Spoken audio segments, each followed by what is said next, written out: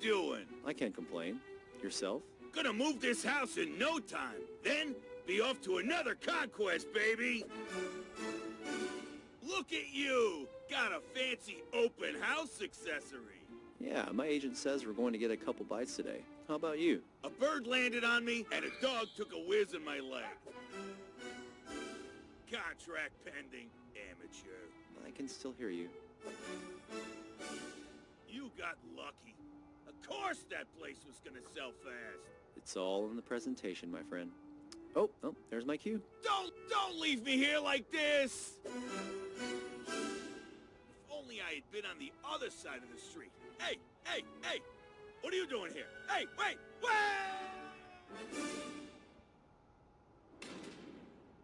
Man, I thought he'd never shut up!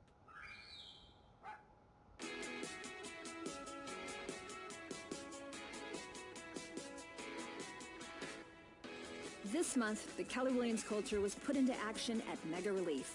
Thousands came together in Austin to make a difference in the lives of families impacted by Hurricane Harvey. This event was truly life-changing and a cultural milestone in the history of our company. With over 4,000 volunteers contributing 60,000 hours of service, you helped clean more than 150 homes. You helped distribute 10,000 pounds of much-needed food. You assembled 5,000 cleanup kits. And you helped raise millions of dollars for our community partners and KW Cares.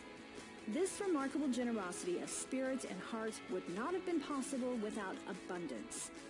Keller Williams is a platform for everyone to make more and give more.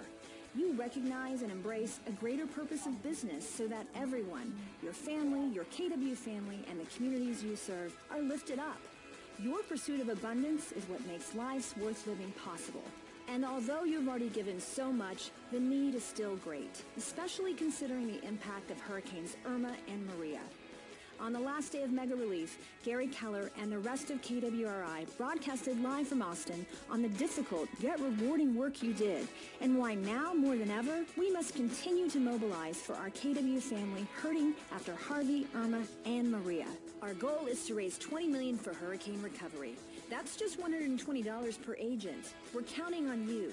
So head over to KW Connect, watch Red Relief Live, and take action. Then head over to Facebook to share a special edition of This Month at Keller Williams, a social media video which showcases the acts of service and giving at Mega Relief and our KW culture of caring. For more on Mega Relief, visit the KW blog for in-depth interviews with those whose homes, but not spirits, were devastated by Harvey and how Keller Williams became a part of their journey. And as always, for even more resources to grow your business, check out the Red Report PDF link below. Follow the links and stay in the know. Hi, I'm Keith Levitt, co-owner of Oakley Signs and Graphics. Even though we're one of the nation's oldest, largest real estate sign suppliers, at our core, we're still a family-owned business. We know from working with our KW partners for decades how important it is to distinguish yourself through exceptional service, continuous education, unique branding, and a constant search for win-win opportunities. We've designed over 35,000 unique sign layouts while maintaining compliance with KW brand specs and local market sign regulations. Our large staff of professional graphic designers specialize in the type of high-end, quality custom signs KW agents need and like. We also do it the fastest and with the best price guarantee. Just ask our customers. Yes, the quality was there and the price was there. We chose Oakley because of their customer service. When I have a question, I have a concern, I get on the phone and I'm able to call Oakley and they are on it in 2 minutes. I wouldn't be in relationship with anybody else because it is more than just buying signs with Oakley. It is a coaching, consulting relationship, a value add, and a true allied resource partnership that I plan on being in forever. Our clients can count on us and trust us and know that we're 1,000% on their side. So why not make the win-win move with Oakley Signs and Graphics today?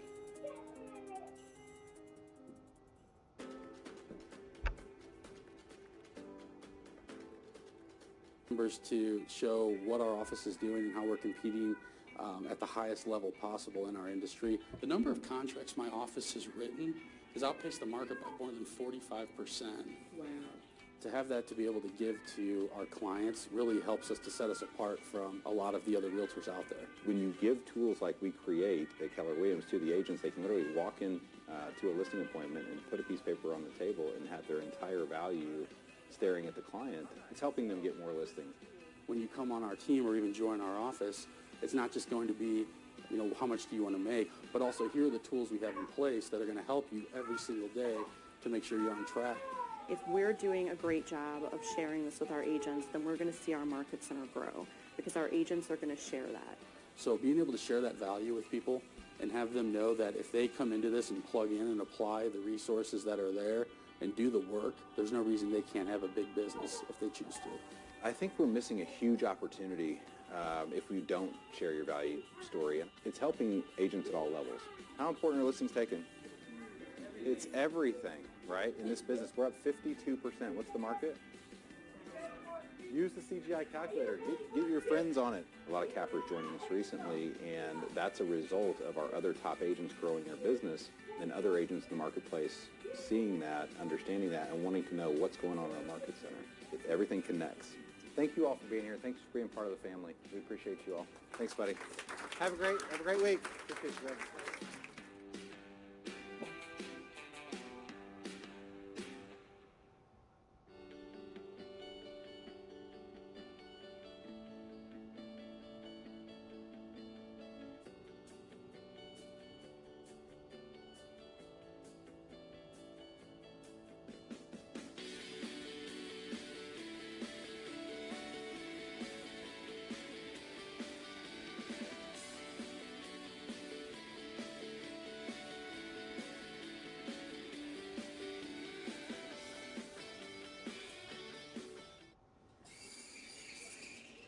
All right, Joe, I'll get that order out right away. Extra hot mocha for Joanna. Jonah? Josephine? Giovanni? Jojo? Waiting sucks. Don't make a potential client wait for your reply. Large coffee for Josie? Respond quickly to leads and earn your unfair share of the market. Long live Happy Homes. Want to know more? Visit 210.com or just click on the logo.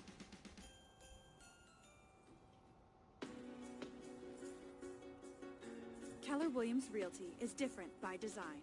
We know our activities dictate our results, not the market. And we understand real estate has a 90-day business cycle. That's why we start setting goals for the upcoming year in October. Right now, you can bring focus to your business by setting your goals for the upcoming year using the CGI calculator in KW Connect. Easily use the same goals you've set or create new goals. When you identify where you want to go using the CGI calculator and then engage in a productivity solution, Ignite, Bold, Maps Coaching, or Expansion, you are able to build the business you want so that you can fund the life you want. Set up your goals for the upcoming year in the CGI calculator now and see your market center leadership to attend the next CGI call and accountability meeting.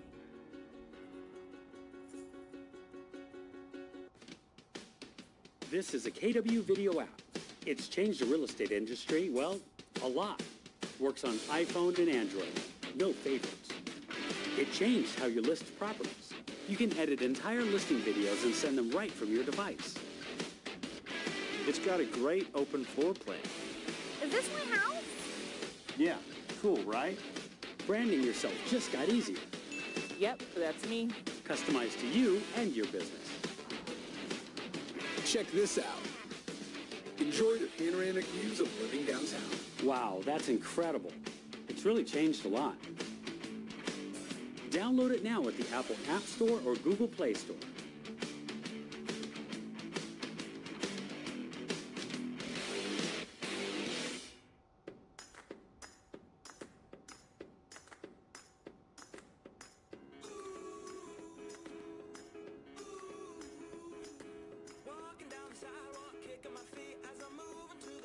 Step to the beat, I woke up today, canceled all my plans, and I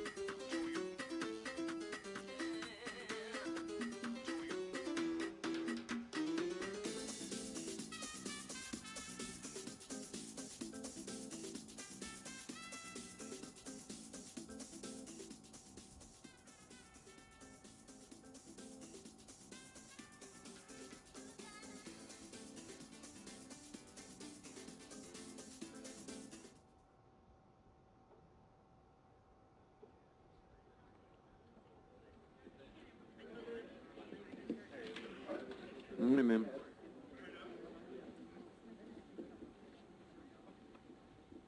All right, so we're going to pick it up where we left off. Is that right? Yes. So yes, Gary. Yes, Gary. Okay, hang in there with me. We got 3 more hours of awesome fun. Yep. Yep. Okay, so we're going to pick up the panel that I kind of shifted over to. So we're going to talk about the internet. And Sheena, let's start with you. So let's talk about your strategies around Facebook. So walk us through why Facebook and what you're doing. Okay, thank you. So I guess I would start off with David Hoffman's idea of that you need to be present, you need to be the expert, and you need to be a friend. And that's really what I try to build on Facebook. I built a brand around that, didn't realize it till I went to David Hoffman's class. Why Facebook? Because I'm cheap and I have no patience, so I don't like to spend money. I've never bought a lead, I've never made a cold call, I've never called my sphere. For sort of the demographic that we service, Facebook just works really well because they don't feel intruded upon, and I can touch them 60 times in a month very easily. And so we try to provide value in their lives from starting with Facebook as the vehicle and then offline through different events that we do. So Facebook feels very random to me, conceptually, right? It feels like a jungle out there with no way to draw a line from what I'm doing to exactly getting business. Is that true, or is that just a facade? I think it's somewhat true. I wouldn't disagree with that. If Josh teams could create something where they can track the engagement that we're doing, the original posts, that sort of thing, that would be amazing, because then I can really talk about that. But I will say that we do know that if you put a certain amount of hours in, you are going to get a certain amount of business, and Facebook is basically our database. Okay, so walk me through it. Let's be very concise, because I think with Facebook conversations, I've had them in the past with people, not you. Well, we did do this, but if you're not careful, Facebook goes all over the page in conversation. So I want you to organize your few minutes with us around, if you were recommending to me to go implement Facebook, let's think about it that way, what would I do? So the first thing you have to do is build your brand. And I know someone said maybe we shouldn't build a brand first, but I do believe in building your brand. So figure out who you are. It may take time. It may evolve. Figure out who you are, and that's what you're going to post about on a consistent basis, 2 to 5 times a day. Okay. So I know who I am. I know the message I want to send out there. Give me an example. So for you, what is it? Yeah, we are doing a charity event on Thursday. Come out, bring a new pair of pajamas. So that's a post. That's a post. So what was the brand? The Pajama Woman? Just bringing value to people's lives outside of real estate. So care. Okay, gotcha. Okay, so that's your deal. Your deal is I'm going to bring value outside of real estate back to the people that I do business with. Right, and unlike, I love the pie idea, but I don't like to spend money, so I found a lot of people want to provide value and want to give to people in their community but don't know how, so we give them the opportunity. So instead of spending money to make people happy, we give them opportunities to do good in their community, and that makes them happy, and we grow our database like crazy. We can have one. So I want to back up again. So I now know that I want to bring value to outside of real estate to my real estate customers, and I'm going to post around that theme 4 to 5 times a day. Well, we want to be the expert, and we want to be present, and we want to be the friend. So we post around all 3 of those things. Okay, so I want to be the expert. How do I post around that? So you might say, I just sold this house in this amazing neighborhood, just like most of us post, but you have to have your original content in there. You can't just have a listing. You just say something personal about it, or this beautiful couple just bought this house. One of the things we do is we dance on the table at settlement. So we take a picture of that and put it on Facebook, and people love that. Gotcha. So it's a combination of I'm the expert and I can dance. On the table. Yeah, it's not at the table. They're literally on the table. Yeah, yes. I got it. So we're fun and we're successful. Got it. Yes, because people want to work with people they like, and we feel like we're really connecting with them on a deeper level. And we also do farming through Facebook, and it's free because we're just creating a neighborhood group. So you gave me the 3 criteria. 1, you said an expert. So are you saying that at every post, or at least a certain amount of posts, they need to be a combination of I'm an expert, but I'm fun, or I'm an expert, but here's my personal branding around that, so... Right, or it might be 5 posts on real estate throughout the day, but not boring stuff. We're not just going to post a listing. It's like we're on the table, we're wearing cool sunglasses with our clients, we just sent chocolate chip cookies, and we've got these 2 new listings. And then the next day, it's all about my kids, and the next day, there's a mix of them. Gotcha. Okay. So, is this a random? So I'm trying to think again, if you and I are being prescriptive to somebody, what's the next thing we tell them to do? Is it that simple? Pick your brand, post 4 to 5 times a day. You have to get offline, and that's too. it? That's a huge part of it because Okay. it's kind of like going to a party and, well, you don't have to go to the party. Well, you do have to go to the party, but this is the first part. Like, not everybody's going to make it to the party. So you talk to 4,000 or 5,000 people, however many, well, okay, 1,000, however many Facebook friends you have, you post and you're connecting with all those people, which is why you should always keep it really positive because it's like your dog died. You don't want to say, my dog died, my dog died, my dog. So you're saying life's a party and you're trying to communicate to all Yes. the people that missed that party? Well, and then you provide I'm just trying to get in your head a little bit and understand. Yeah. From a. Some people don't want to go. Yeah, there's some people who don't want to actually go to the party, so they party with me online, and then some of them come to the party offline. You definitely have to, get belly to belly with people, and again, provide those opportunities for them to provide value to others. That's really. When do you ask for the business? Is We there don't a call ever. to action? Okay.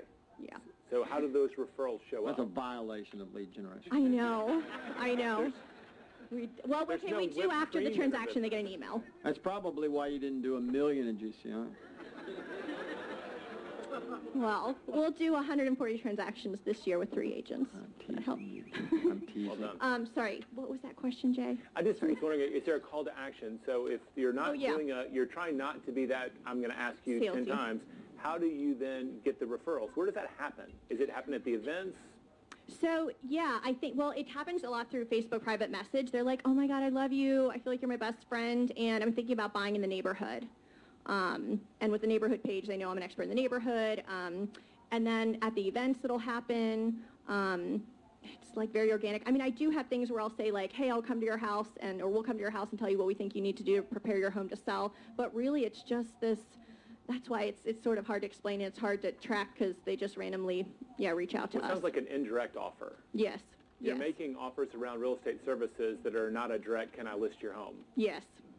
Yes. And we're feels- comfortable with that. Yeah. Well, there's a lot of people who aren't comfortable with the direct ask, call to action, and there's a lot of people who do the indirect, and as long as you are asking, I think the business does show up. Right. Cool. Anything else, Gary? Yeah, so well, I mean, actually, now you've made it so simple, I'm flustered a little bit because I'm going, can it be that simple? There's something else going on somewhere. Is it outside of that, the other things that happen offline that support that? Well, Or is there a whole nother approach to your business that once you get them, other than just being a great realtor? I really think so. I can track 95% comes through Facebook, not directly private message, but like I know that I'm connected with them through Facebook. So I would say it does come through, but it is the offline, being present, being the friend, being expert. So when I'm with somebody at like a party, the first thing I always ask is, oh, where do you live? I cover 3 states, Maryland, D.C., Virginia. So it's a large, wherever they live or wherever they want to buy, I have sold there. So I show myself as the expert. I talk a little bit about, and then because I'm creating all these opportunities for value, like I'm the chair of a few boards, I do a lot of charity stuff. We're building a shower for the homeless with Generosity Global. So that's one thing, and that's really easy to get people involved with. So if they're involved in that way, I can talk about something like that with almost anyone. Okay. So if I'm at a party, I talk about that, and then they start following me on Facebook and they see the real estate stuff. So that's how it works. Are you the person that goes, hey, we should post? Yes. Can we do that? That's awesome. No, I mean, Right now. I friend every single person I meet. I have a guy who, he works at, okay, I can't tell you which airline, but after the second mega camp, I came over and I'm like, oh, well, where do you, he had this sort of accent, this accent, non-accent. That's how it is in Columbia, Maryland, where I'm from. Yep. And I'm like, yes, Columbia. Like, where are you from? He said, Columbia. I said, I knew it. And so I'm like, oh my God, we should be Facebook friends. So we stopped the line, and now whenever I fly to a certain place, he always gets me like extra time, all this other stuff. Just provide, and he's like, you just do so much good for people. And he never lets me pay him back in any way. But he's always like, yeah, just because No, I got it. doing all this stuff. I got it. Do you think that, and this is a compliment, but it's also a question, do you think that your choice of Facebook is personality-based? I think I'm similar, but most realtors are really, caring, I think, so we can all do this. I would say if you're more introverted. It's not caring that's going on here. It's awesome. I'm actually in awe of what you're doing because I totally get it. I'm just trying to unravel it a little bit in order to explain it to others. That's why I'm asking that. Well, if you're asking if other people can do it, I do think so. They don't have to be so caffeinated all the time. But I think to hit the heights that you have, you do a little bit. I mean that again as a compliment, but I do believe that kind of on all the time posting in a social manner with the intelligence that you are, by the way. Because clearly you're smart, and you're doing this in a fun, social, but very intelligent way in order to pull them along to actually want to be in business with you. I think if you're passionate, if you have passions, like whatever you're passionate about, and you post about that, I think anyone can do it. You just have to find your passions, and of course it can be outside of real estate. How cool Well, you're building a community. Yes. Yeah, yes. Definitely Facebook is a community builder. If anything, that's in essence what it is. It's an inefficient transaction platform itself. It's not intended to do that. It's intended to connect, right? Right. And that's what you're doing with it. Can I ask you on that? Like when I think about, tens of thousands of people watching this and go, great, I can be on Facebook and it's working. It's not playing, it's working. How do you distinguish between when you're on Facebook and I'm working? I see a lot of players. That's what I'm trying to get you to articulate before we move on. There's networking and then there's not working. And how do you distinguish? So there's two parts of it. Well said. That's exactly right. That's true. Okay, well, I Your think work here is done. There's some rules that I say. One thing is you got to be positive. As long as you're putting positive stuff out there, whatever it is, whatever you see in your life, that's positive. That's what you should post about. So I think that is working because you're providing value. I think if you're putting good information, like if you write a blog, post that on there. Don't post raw meat. That's super gross. That's one of my rules. Don't post negative stuff. Don't post casseroles that haven't been cooked. That's disgusting. So just try to keep it positive. Yeah, don't be controversial. Yeah, don't be controversial. And at the same time, don't be political. somehow you're weaving business into the conversation, though. Yeah. Yeah, it's not just 100% non-casserole. Right. The expert stuff. Just try to be present, show that you're present, and the present, so not only do I post 3 to 5 times, but I also go through my news feed, and I really sincerely like and comment. I show people I'm present. I care about you. How many hours a day are you doing this? On that, building that You ask community, my husband, nurturing that? Yeah, I'm just 24 asking hours. you. I'm saying 3 hours, probably 3 hours a day. Okay, well, that's awesome. I mean, that's what it should be. If Yeah. you've chosen, and I think that may be the trick, is that for you, you love building community. You love building relationships. That's obvious. You enjoy that. Facebook was meant for you as an outlet to use that love in that manner. But you're still very purposeful about it, and you're doing it a minimum of 3 hours a day. Yes. Yeah, is it random or is it just instinctive? I mean, are you going, I got 5 minutes? I'm always Or is it, well, I got that. So, but I'm asking. I mean, you should. I got that. I mean, and again, that's awesome. There's nothing wrong with that. I'm just trying to understand, is it so natural for you that you're just naturally, organically just doing it whenever you have because it's fun and you're purposeful? Or is it, I do it every day in these hours? The former, but I would say if you're just starting out, just try to post in the morning and at lunch and after 9 o'clock. Just set that in there, something interesting. The thing is, something cool will happen, like your foot gets stuck in something and you want to post about it, so you should post then. Okay. So if I'm starting at, last question, if I'm starting out and I don't have any friends, and it's not true, but let's pretend that, okay? Yeah. And I don't have any friends, and I'm listening to you, and I'm going, God, I love what she's saying. I could actually do that, but I don't have anything on Facebook. I'm fixing to go there and build a page and start this. How do you do that? Well, you have to go provide value in people's lives. So if you know one of your two friends in life are moving, go help them move. Go to some kind of charity, like people are feeding the homeless. Okay, remember, I have no friends online, so I have no friends connected and no one's liking me. I've just set it up. You shouldn't be a realtor then. Okay. You have no friends. Well, that's an appropriate statement. Okay, I'm sorry. Okay, so I'll try to be gentler. I've been nice to you, yeah. I'll try to be gentler. Okay, this is what you need to go and provide value and be a friend to people. Go randomly, put yourself in an uncomfortable position. Go to a place where they're feeding the homeless. Go make friends. Go add them on Facebook, slowly but surely, and then engage in their lives in real life and on Facebook. And post. And post. Yep, original. Like you need to engage and you need to post original content. Did I not ask her something I should have asked her? Is that kind of it? I think you got it. Yeah, to me, I guarantee you there's a layer underneath this that we're still not getting to, just a hair, but I think we got it. Thanks, dear.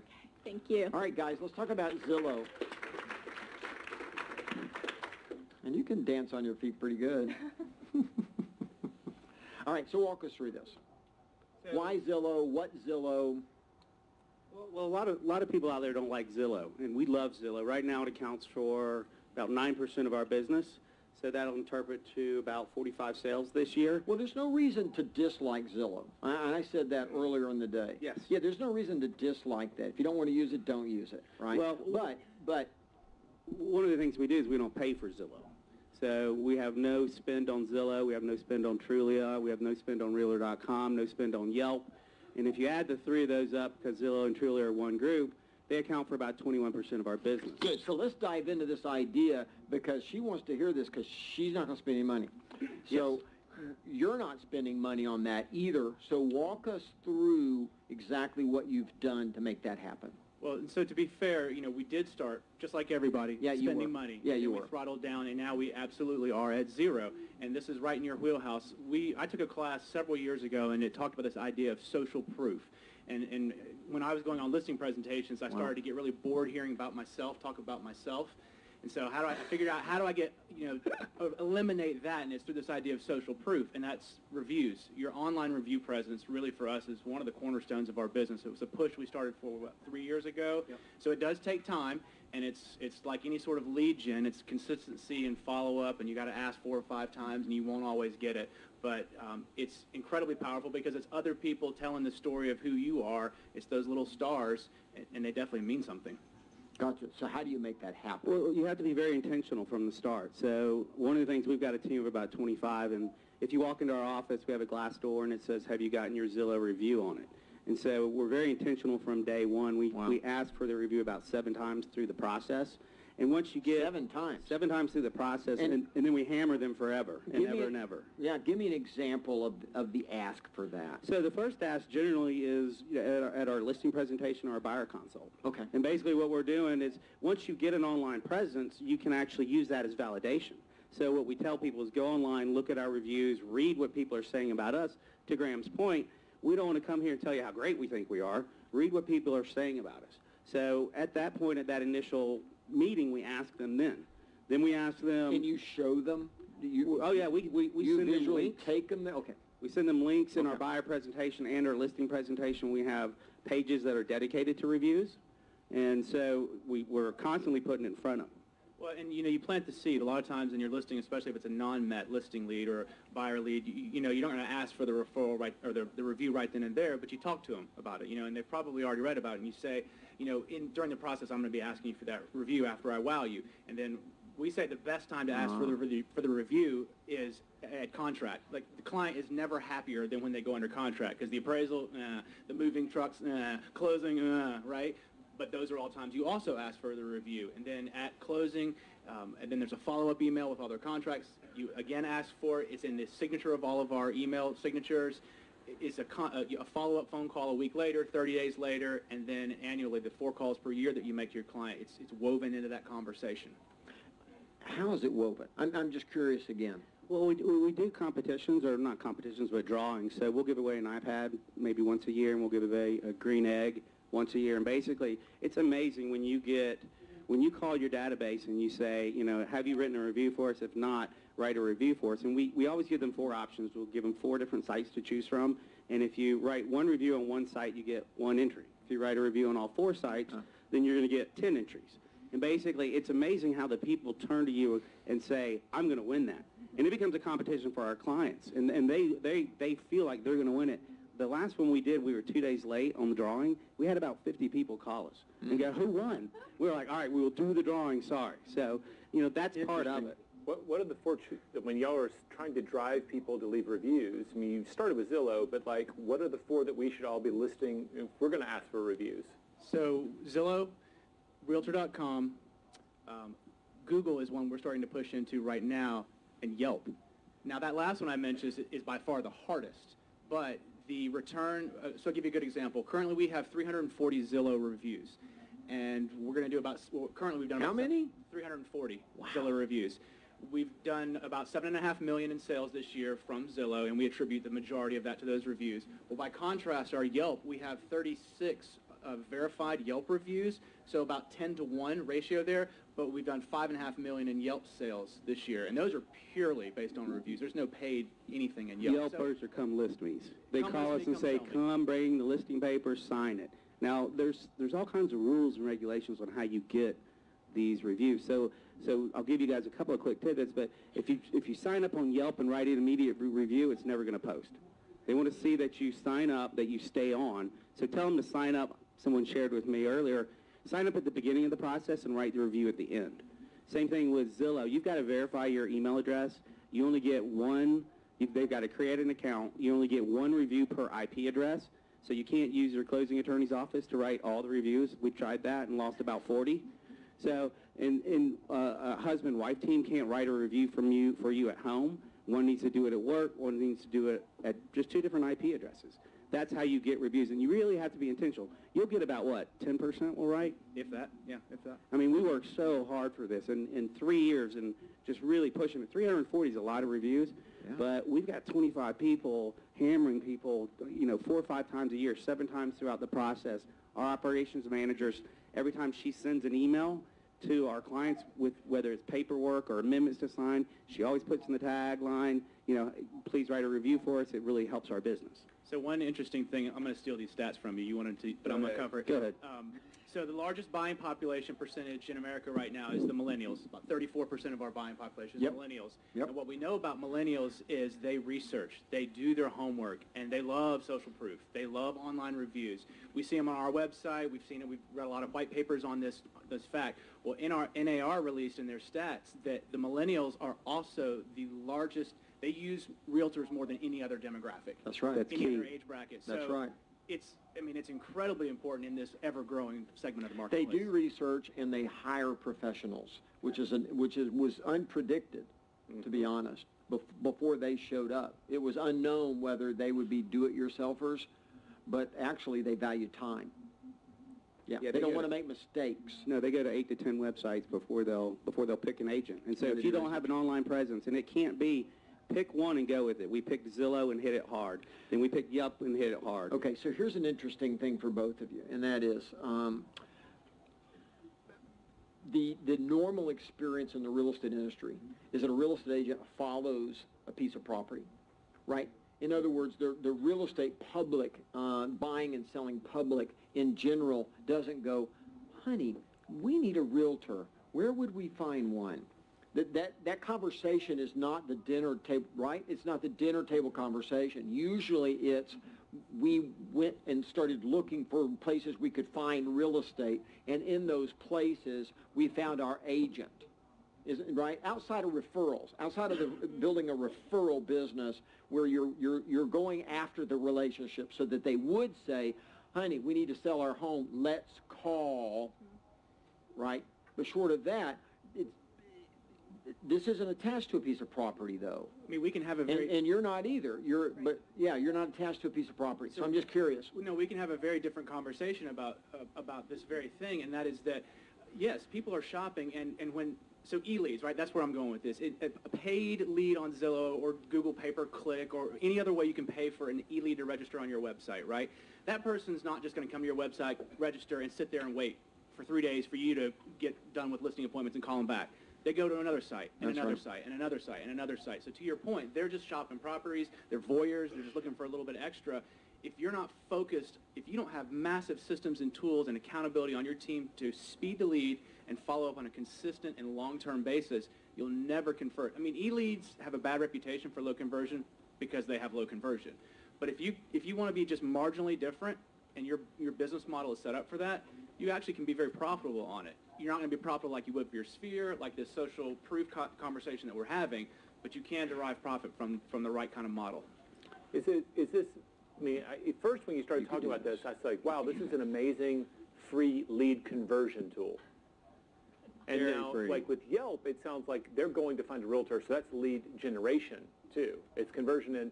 But like, do you actually get the leads from these sites from the reviews directly, or are you doing something else and sending them to the reviews? Is it lead gen or lead conversion mostly? So most of the time, I mean, people are calling us and saying, hey, I read your reviews online. And generally I go, well, or usually they'll call and I'll take the call and I'll go, how'd you find this? Well, I read your reviews online. Well, where was it? Well, I was on Zillow, and then I was on Yelp, and I was on Trulia. A lot of times you can just hit a button through and message us directly, so we'll get a lot. Here's another key thing, guys. Besides Keller Williams, none of these other companies have the infrastructure that we have. I probably, if you search for agents in Atlanta, Georgia right now, we're the #1 team that pops up. I probably get a referral from another company once a week, because that's how their agents find realtors in Atlanta, Georgia. Yeah. And so it's huge. Find your little sub-market and become #1 in there. And it's based on reviews. It's based on past sales. So just beef up your reviews, beef up your past sales, and you'll start getting calls from agents outside of other companies. I love it. All right, let's switch gears. So, Kevin, we're fixing to do an about face on this. So you start in your business. You built a monster business, and then you kind of hit a ceiling. And then you made what you told us is you made a decision to radically change the way you were going to do a certain thing. Can you walk us through that? Yeah, absolutely, Gary. And we were very purposeful about it. 2 years ago, we decided we're going to grow because we had plateaued. We had averaged 430 closed transactions per year for 5 years in a row. And plateauing is not fun, so we decided to grow and take a chance. For the first time, we decided we're going to advertise on the internet. And by the way, I like Zillow too. We close a lot of transactions with them. But I knew the key, Gary, was if we're going to do this and make the phone ring, is we had to convert. You know, lead sources are a little played out. You can give me any lead, like my ISA manager, PT, says, give me any lead. I'll nurture it long enough and we'll close a transaction. Yeah. So we did. We started. You're going to buy or die. Buy or die. We started the ISA department. A lady named April Martin and myself decided that she came in for an interview to be my wife's assistant, and I said, no, you got freeway talent, not cul-de-sac talent. We're going to start my ISA department. So we did. Fast forward, this year we were closing about 40 per month just from the internet in our ISA department. Gotcha. We'll close 400 this year. Next year will probably be 800. So 400 of the 1,500 we'll close this year will come from internet leads. That you nurtured into legitimate buyers or sellers. That's right. Because we do get the come list me or you know, I want to buy this house and pay cash, but those are rare. Most of it is the fortune is in the follow-up. 69%, Gary, of the internet leads will buy or sell and/or sell a home. 69%. At some point. The punchline is within the next 24 months. Yeah. So we'll nurture them for 24 months or however long it takes. And some of them it's 30 days and some of them it is 2 years. And we'll stay in contact with them. That and going with the 1 to 5 minutes response time, we're killing it.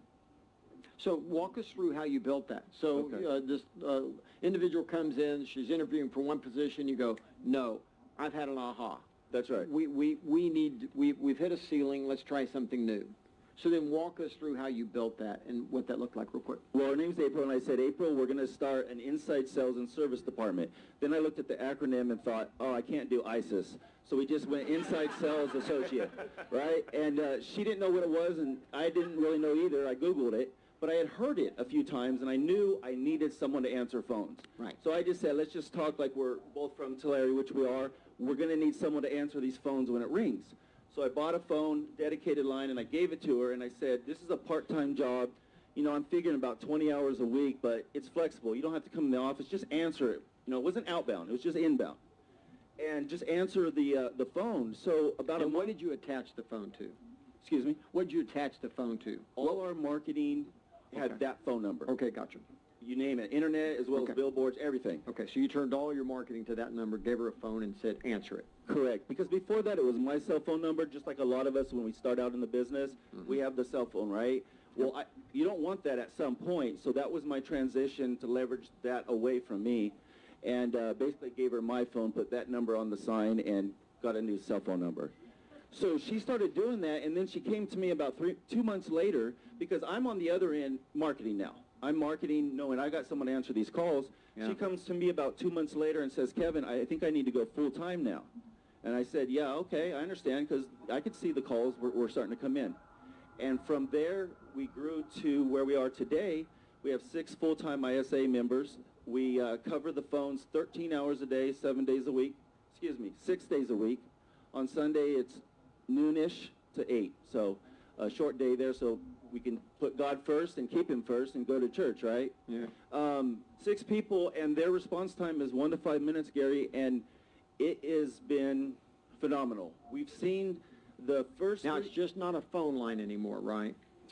There's 6 lines. No, but I'm saying, is everything still a phone call, or is there anything coming via the internet? No. Sorry, yes. Okay. No. I would say it's about half phone calls and about half text or emails. And how do you differentiate between who gets it?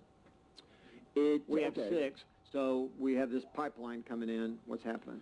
There's typically 2 on shift. Because, again, we're covering 13 times so 6 it's a plus shift. 10. Okay.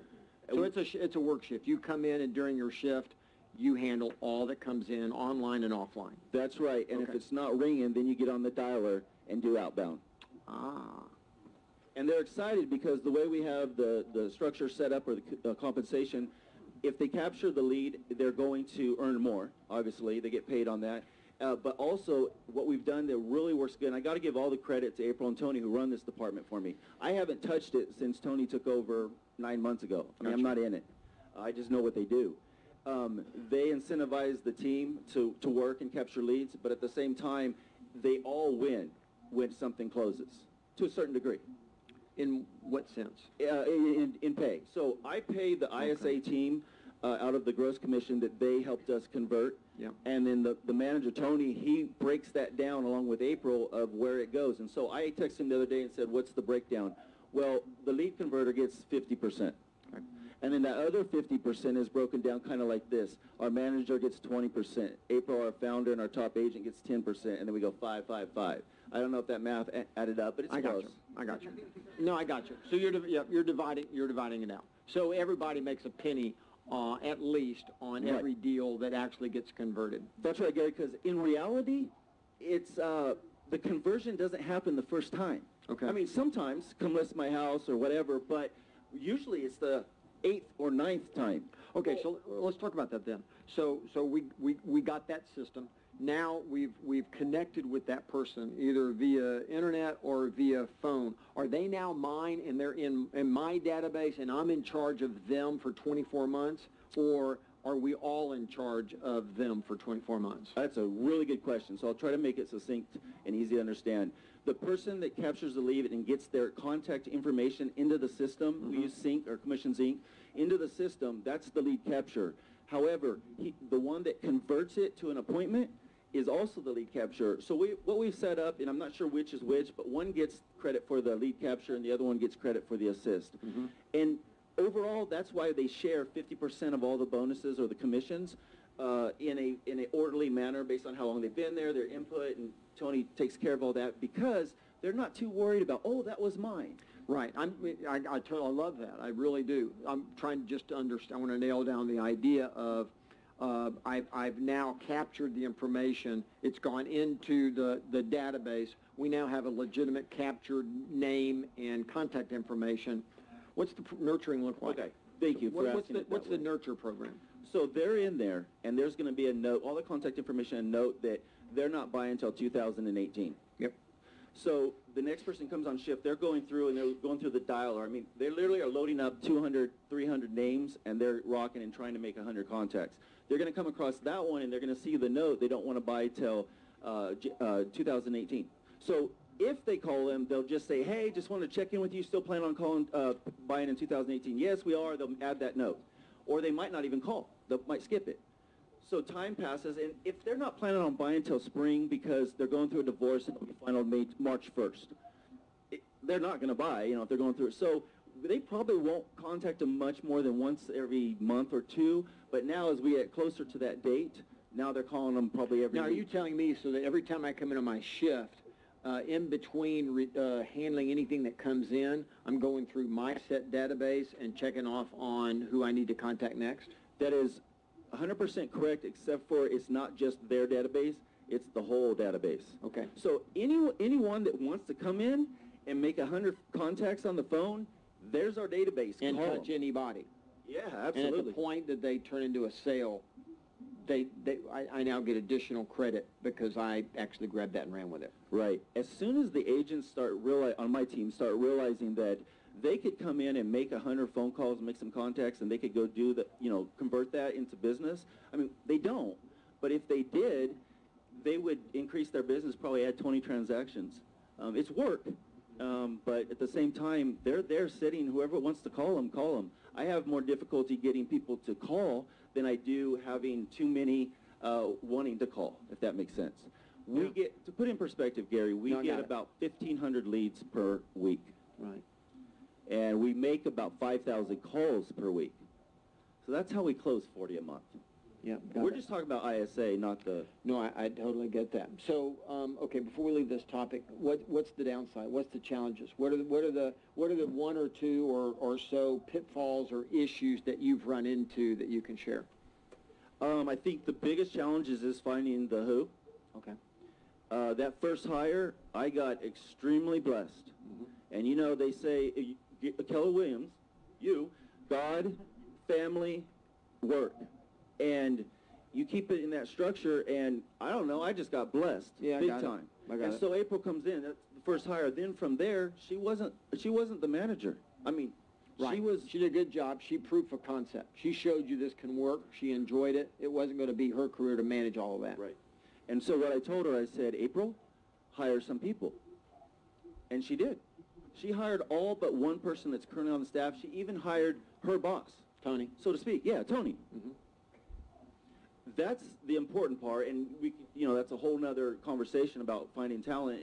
But this is what I would say that I've heard from Gary for 10 years now is you are always looking for talent. Always. Can you say it, Gary? Because then my wife will really believe me. I said it, man. I said it. I swear. I said it. You can watch the tape. Yep. I said it, absolutely. Well, it's what we understand is that it's leads, listings, and leverage, and what happens is at some point the lead generation for listings turns into lead generation for listings and lead generation for leverage, and it happens simultaneously, and it never stops because there's never a time in your life when you can't handle an additional amazing person. What I've learned for those of you team leaders, most sales agents don't want or aren't very good at lead generation.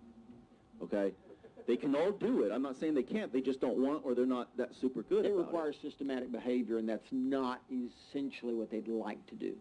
Right. So I can provide a value proposition unequaled by anybody in my market or even close to it. Right. With these leads. We're going to generate leads. Now, one last question then that brings up. So what is the commission breakdown on an ISA lead? So the ISA lead department gets how much of the commission? They get 5% of the gross commission for buyers and 5% for sellers, but I would like to say that should be 10. Okay, gotcha. And okay. And then they get a base salary on top of that? Yes, they start out base salary at $2,000. When you have all of the commission income, you've got 50% going into a pool. Does that create, like I did this when I was waiting tables. You had some tip share. You didn't really tolerate people who don't pull their weight. Right. Are you seeing that? Is there a culture of everybody's got to work and you don't have to be the person cracking the whip? Yes. The short answer is absolutely. And then the follow-up is from what I can see because I'm not in there all the time. Right. But yes, keep in mind, April hired all these people, and she knew them beforehand, and she knew what we were looking for. So she's a rock star. And then Tony's there, make sure that if it's not in culture, like they all get excited about what was the total amount and what's the breakdown. And I don't know if they know the exact breakdown, but they know what they get paid, and it's pretty exciting. I mean, we've had a gal that's been with us 4 months, and she got a 5-figure check. Four-figure check in her 4th month. Yeah, we got and she just started, Yeah, which is amazing. Yeah. So one of the things that you're showing us is that you could actually start an ISA department if you did it with the right person, with not a whole lot of money. Right, you would probably need 6 months or 5 months worth of running money to pay them. If you've got the right person, at some point in there, they've generated enough initial business and pipeline nurturing for you to look up and go, well, this is going to work. Right, absolutely. And you're right on it, Gary. 6 months before we started really seeing any type of return.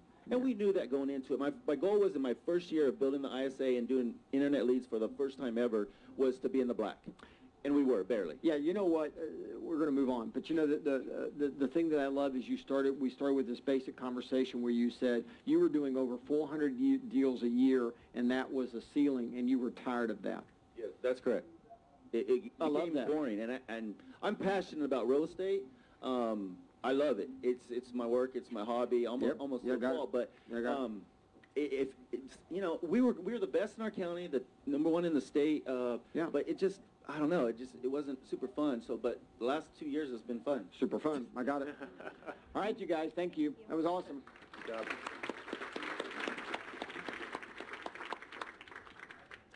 I think we're going to label them the super fun group so far. I think, Jay, you and I got to up our fun. Well, let the dance on the table, right? Yeah, I was going to suggest that you do that. But, yeah, thank you, sir. Yeah. You can practice with me later, and then we can go forward to do that. Come on, wherever she wants to sit is fine. All right. Come sit down here, and I'll poke on you. All right, so we're going to switch gears just a little bit. So you had a really fun experience.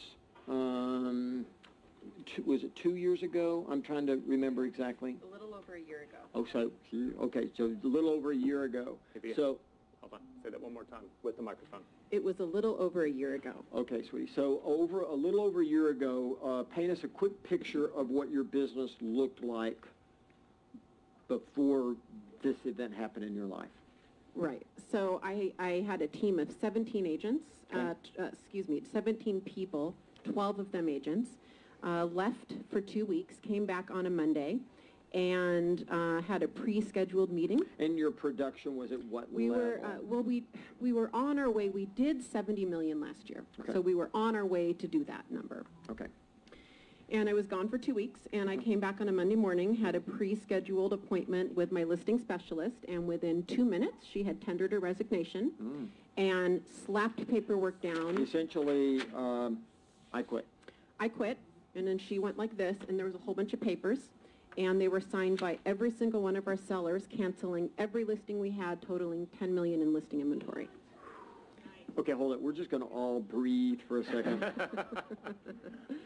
And your agreement allowed her to do that? It's complicated. Legal was involved. I would share with you that she effectively canceled them.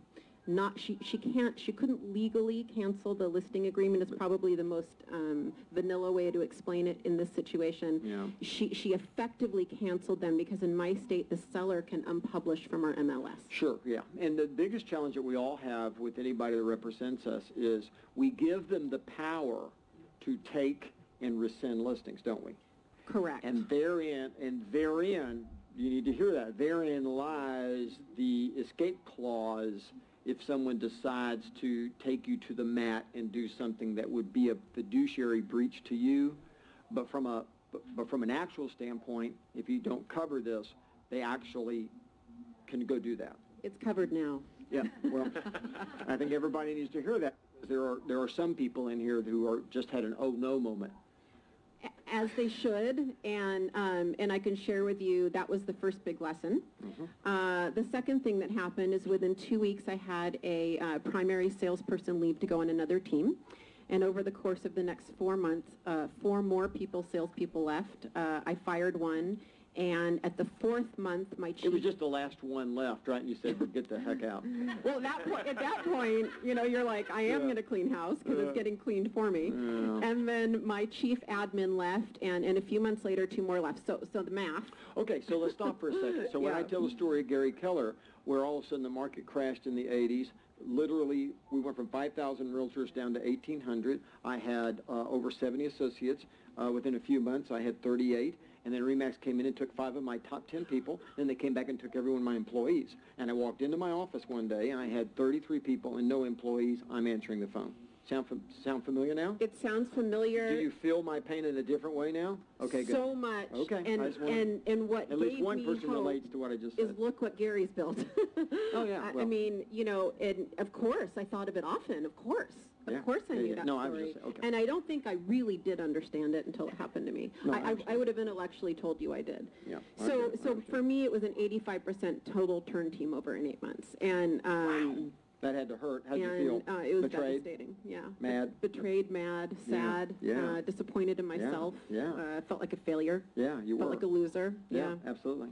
Felt like it was the best kept secret in real estate. People started coming out of the woodwork afterwards, and what I learned is that almost every real estate team goes through it. Yeah, at some point.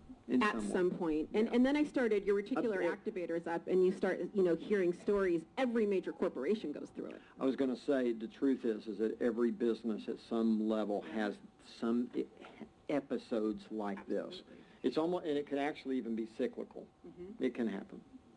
Yeah, it's devastating. And now, there's a difference between it happening and you being prepared from a paperwork standpoint and it happening and you're not prepared.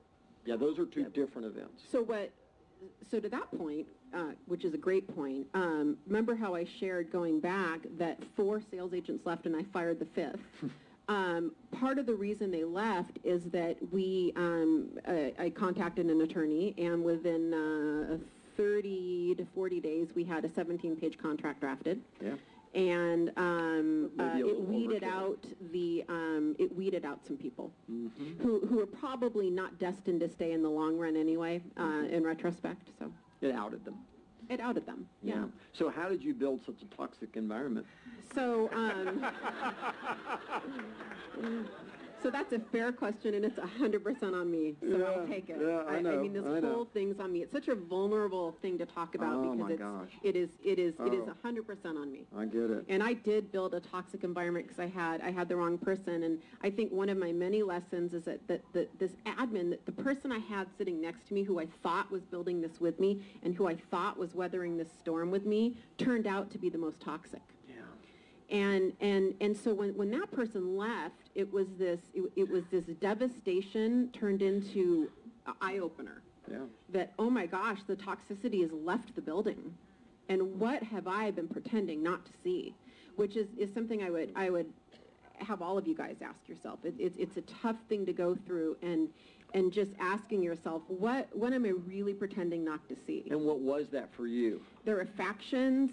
I was completely disengaged. I look back and I think that the biggest lesson in this for me, for all of us, is that none of us get to disengage from our businesses. None of us.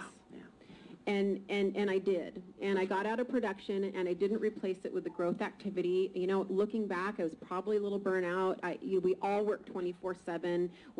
There's a lot of adrenaline with the build. There's a lot of attention we get. We get to be up here. We get to be on stage. We get to fly around. And I got out of production, and I checked out.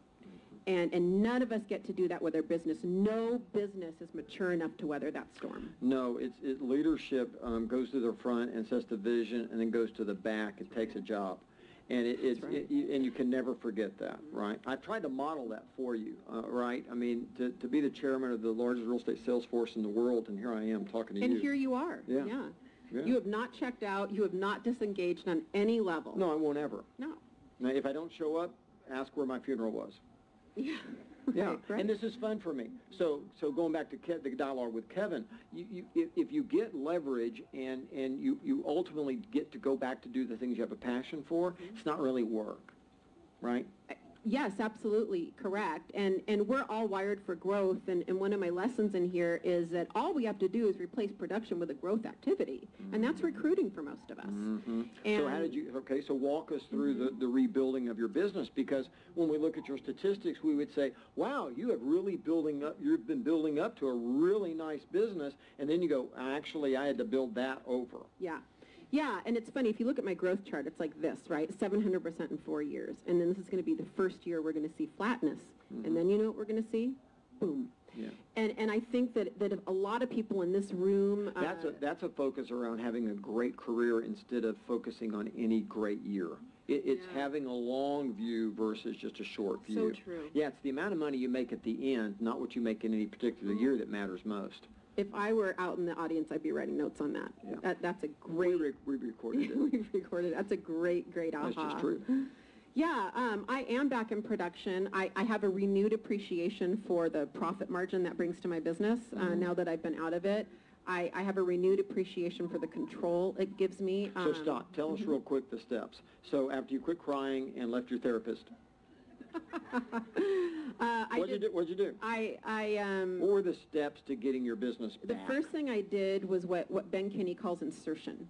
Okay. I physically and everything, I inserted myself back in the team. None of us have private offices, which was primarily all my team who's watching. I'm going to admit it now. That's for me. That's for me, not you. That's the most accountability we can give is when we have no barrier.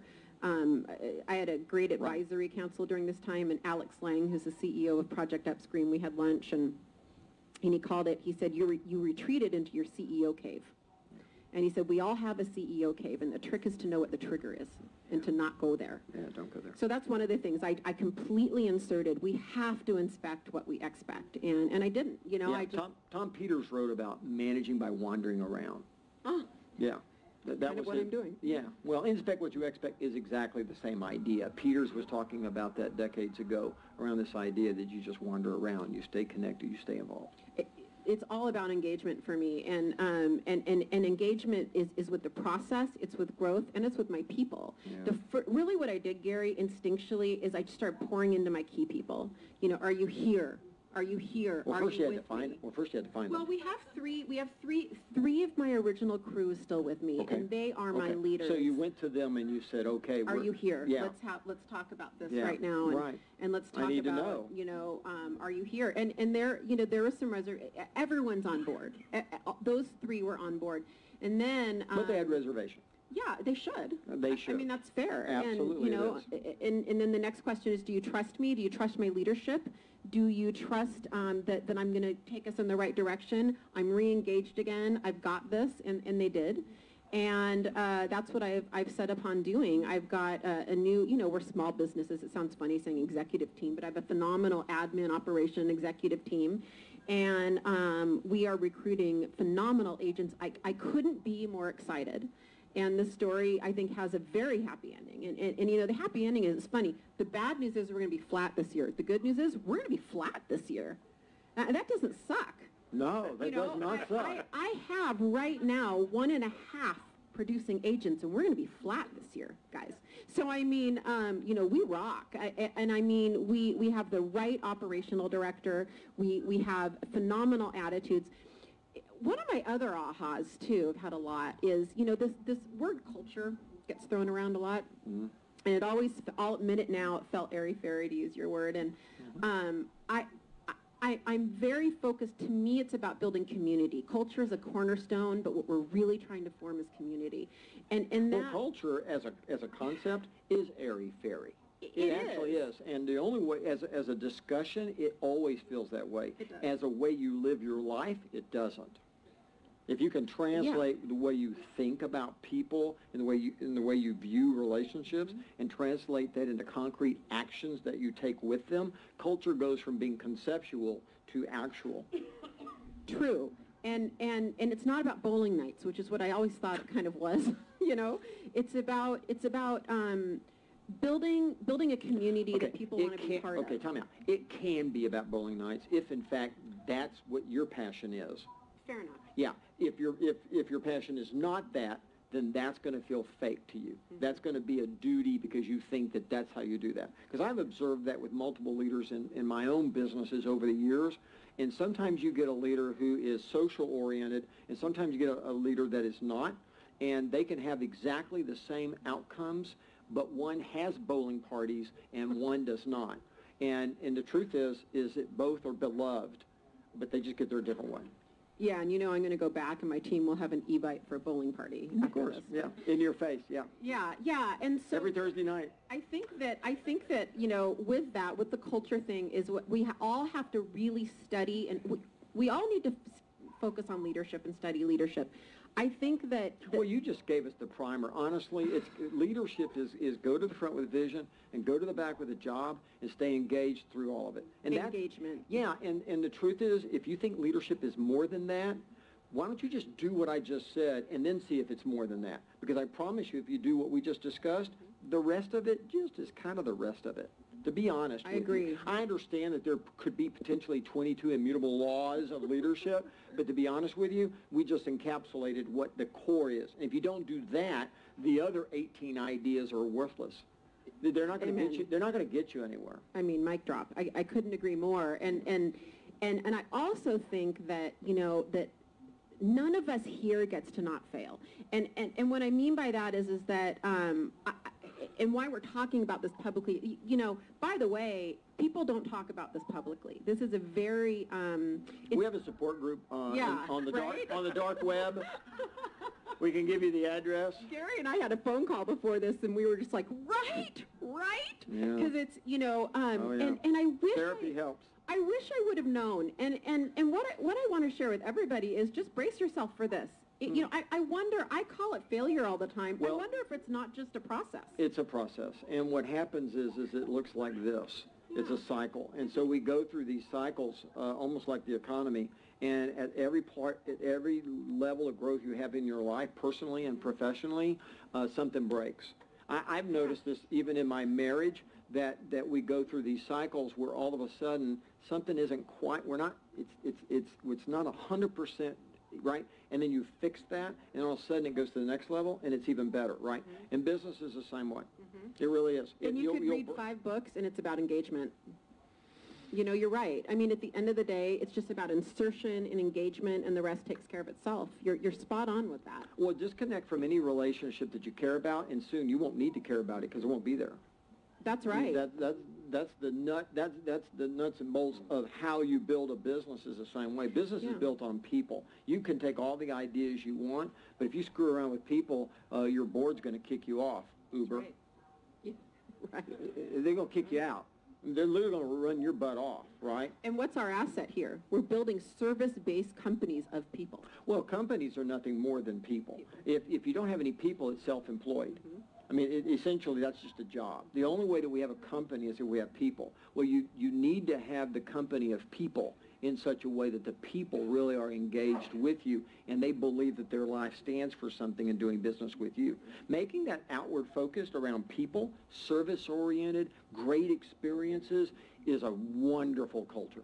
To get people to say it's not just about what I get paid, it's I get paid doing this wonderful thing of making everybody's life around real estate transactions awesome. Okay, that's a cool culture.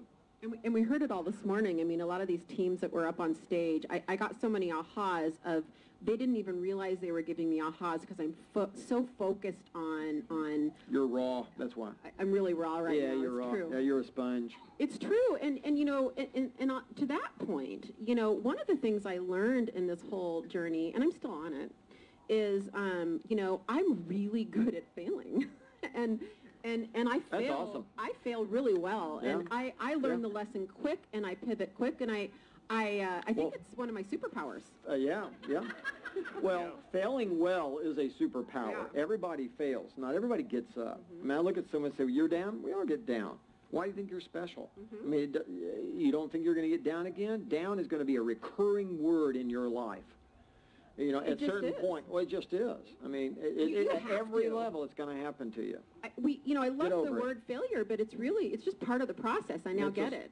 I'm very pragmatic about it now. I am not a failure. I made mistakes and screwed up. Doesn't mean I'm a failure. Oh, no, failing doesn't make you a failure. Yeah, failing is just a part of growing. I mean, at the end of the day, again, if you think about the economy, it does this, so this would be success and this would be failure. I mean, the same businesses, relationships, they all do that. What you would hope is it does this, does that, and does that. It's going to dip. It's going to dip. You're going to have some real lows. Yeah. And I find that the bigger your business is, the worse those lows are. To be honest. There's more people involved. More people, more money. There's more risk. The pain and the, oh yeah. I mean, I could tell you some stories. I won't. But yeah. Yeah. They're really horrifying. The higher you climb, the farther the fall can be. I mean, it gets dizzy as you get up and stare back at what, man, if you're 2 feet off the ground, failure at that level, you just hop down. And you're you get up prepared a million for it feet up because in of the air. cycles. Yeah. So on a foundational level, we all have to go through this, prepare. If you haven't, then we have to get to this level. Well, have good agreements, right? I always call them disagreements, right? Because the only time you read them is when you disagree. Well, they're a prenup. Yeah, well, they are, right? Absolutely. The agreement is all about when we have... Yeah, otherwise you will never refer to it. It'll never come out. With your great people, you'll never refer to it. You'll look at each other. Remember, Mo Anderson and I tore ours up within 6 months. We was tore it up because it was apparent after just working with her for 6 months that she was amazing and we were never going to have a problem, and then an agreement almost felt like an insult between us. Yeah. And ever since then, I actually haven't had agreements, believe it or not, with my partners. They've been handshakes. And if you don't like a handshake with me, kiss my ass and get out. I mean, my attitude is we weren't meant to be together anyway, and I'm okay with that. It's a test, right? And then if I fail it later, then take me out if you need to. And have really good agreements when you hire agents. Yeah, yeah, exactly. So if you're going to all give us one advice, what's your big takeaway from all this? Ask yourself if you or your teammates are disengaged. Really ask yourself that question. And if so, you can be upstream and you can insert yourself and engage and you can hit this before it happens. You're going to have key personnel leave. It's just part of the process. You can make it less painful than me. And you can go ahead of the game. I always say go upstream. You can go upstream and hit it a little sooner and be 2-3 deep, hopefully, so that the devastation that happened to me won't happen to you. You know, a big aha for me was our son got a really precious dog about 2 years ago. And in the process of having to take care of this dog while he was getting his graduate degree, I discovered that I was disengaged from the dog we had. Yeah, it was a real eye-opener when I looked up and realized I had taken that dog for granted, and I get this other dog, and it required engagement. I look over and went, oh my gosh, yeah, it felt like a failure in that moment. Yeah. It happens. It's all about engagement. That's my number one advice. All right, dear. Thanks, Thank Gary. you for sharing. Yes.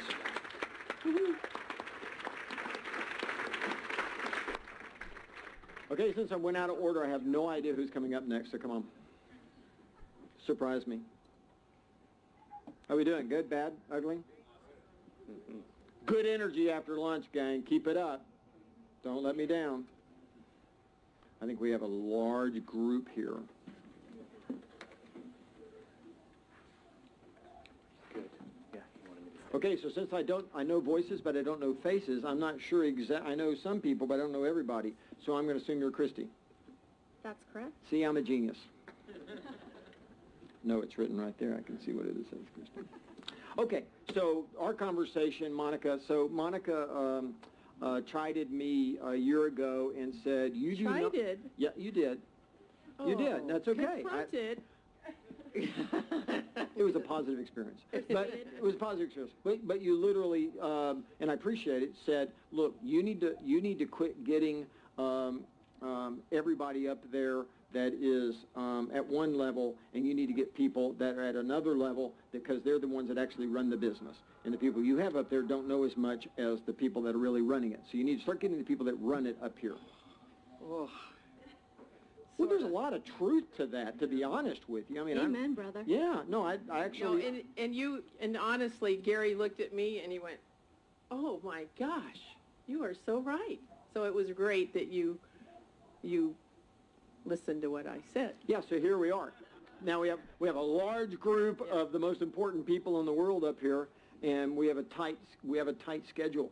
So I'm going to literally let you drive the conversation across. Is that okay? And I'm going to let you be the boss of this, and Jay and I are going to support you. Gee, let me look at all my notes I have in front of me. Well, let's just start with Christy. Yeah, okay, so Christy. Okay, so Christy, describe to everyone what your job is. So I'm the COO of the Belt Team out of Northern Virginia. I'm everything but Terry's 20%. I would say I'm an entrepreneur in the business versus an entrepreneur. Now, you're his sister. I'm also his sister. I knew that. So I have to say nice things. Well, you're better he's looking. awesome. You're better looking than him, so I caught on to that. Yeah. So systems, people, actually lead generation on the operations side as well. So what was one thing that helped you grow into that job? Because you didn't start there immediately, did you? I didn't start there immediately, but I was immediately ready to grow out of it because I'm not the typical profile of an assistant. Okay, and so what is your profile then? I'm a DC. I'm 98% D. Is your brother's D higher than your D? In everyday life, probably not. Okay, good. All We're right, probably so then that equal. worked. What would be one bit of advice to someone who's building a team with a family? Oh, wow. Going off topic here. Talk about Well, that's a pretty you know what, strong- it's the same thing I would say about when you're hiring an assistant, which is expectations. Talk about expectations. Talk about all the things that you think are never going to happen. Talk about the uncomfortable before it happens. Okay, So great. give us your, if I could, I'm going to interrupt and we're going to do this together. Give us your quick job description. So when you wake up in the morning, your job description in Terry's business is what? So my job description in the morning now is lead generation and talent generation. Okay. That's my 20%. Okay, lead generation Now, lead generation in a different way. I'm not lead generating for buyers and sellers by prospecting. I'm lead generating through my systems. I have a rule I call the 3X rule. Anyone who's in operations on my team should be generating 3 times their income in GCI to the team through the implementation of systems. Okay, we need to stop and just medicate on that for a second. I agree, by the way. I've said all along that bringing in the right person in your life is never an expense. Yeah. It should never be an expense. It's an investment. So when we bring the first person into our life, if our income doesn't go up by multiples of that, there's something wrong. Either I have the wrong person, or I am some way supporting them in the wrong way, such that I'm in their way and I need to get out of their way. But one of those two things is occurring because there should be additional money. And instead of hiring more people, make the battleground right there until you get that 3X or 4X return financially, and then use that money to keep growing the business. I think we make the mistake of focusing, we expect our EAs to give us time when we should be focusing on results. So, for example... Well, they give us time to do more of what we should do. It doesn't give us time to go play golf. But they think they're getting paid for their time when they should be getting paid for their results. Right. I mean, you can work as Gotcha. hard as you want, Gotcha. but you have to have results. Gotcha. So, for example, last year I generated $511,000 in GCI for our team through my systems. Gotcha. So, I love that you're in touch with that. All right, Okay, Monica. I'll Ms. let you- Taylor Kerrigan. All right, tell everybody where you're from. So I am from Detroit, Michigan. I am the Director of Operations for Jeff Glover and Associates. We have a staff of about 30 agents, and I oversee our entire operational team. This year we will close just over 1,000 units. And so when you started with Jeff, how many units was he doing? So we were probably doing around 300. So Okay. it's been very scalable over the last couple of years, So figuring out how to do that. looking at your job description, what did you help with the growth of going to that many transactions now? Yeah, so we really rebuilt a lot of our processes. We really looked at, okay, you know, we are doing this right now at 300, but how is it going to look when we're doing 1,200, for example? And so figuring out, okay, you know, let's eliminate these certain processes, or how can we cut this down to make it more efficient, and really working with our team to make sure that it works for everyone. Processes are great only if everyone is on board with it. So it was really focusing on a team aspect of it, so that way everyone was on board with everything we were doing. So Taylor Kerrigan is also a MAPS coach for Director of Operations. So tell us, what does your morning look like? Because you're still full-time in the business, but the word leverage has really helped you out a lot too. So I always say that in the morning I'm working on the business, or in the business, and in the afternoon I'm working on the business. So my morning is spent doing the things that we need to do every single day to make sure that our doors stay open as far as the Director of Operations, and then in the afternoon I'm really focused on what can I do to help grow this business. And so if you separate it and you time block it in that way, that's how you're able to accomplish both and do it successfully. So you do the hiring and the training of the admin, correct? Correct. Where are you finding great admin? Yeah, so the best place to look is look to your agents first and look at your sphere, and I'll tell you why. Your agents are not going to bring in someone who's a dud. They don't want to have a listing coordinator who sucks. So they're going to recommend you everyone who is amazing in those positions because they want to have someone amazing on their staff. So you already get A candidates just from asking those types of questions.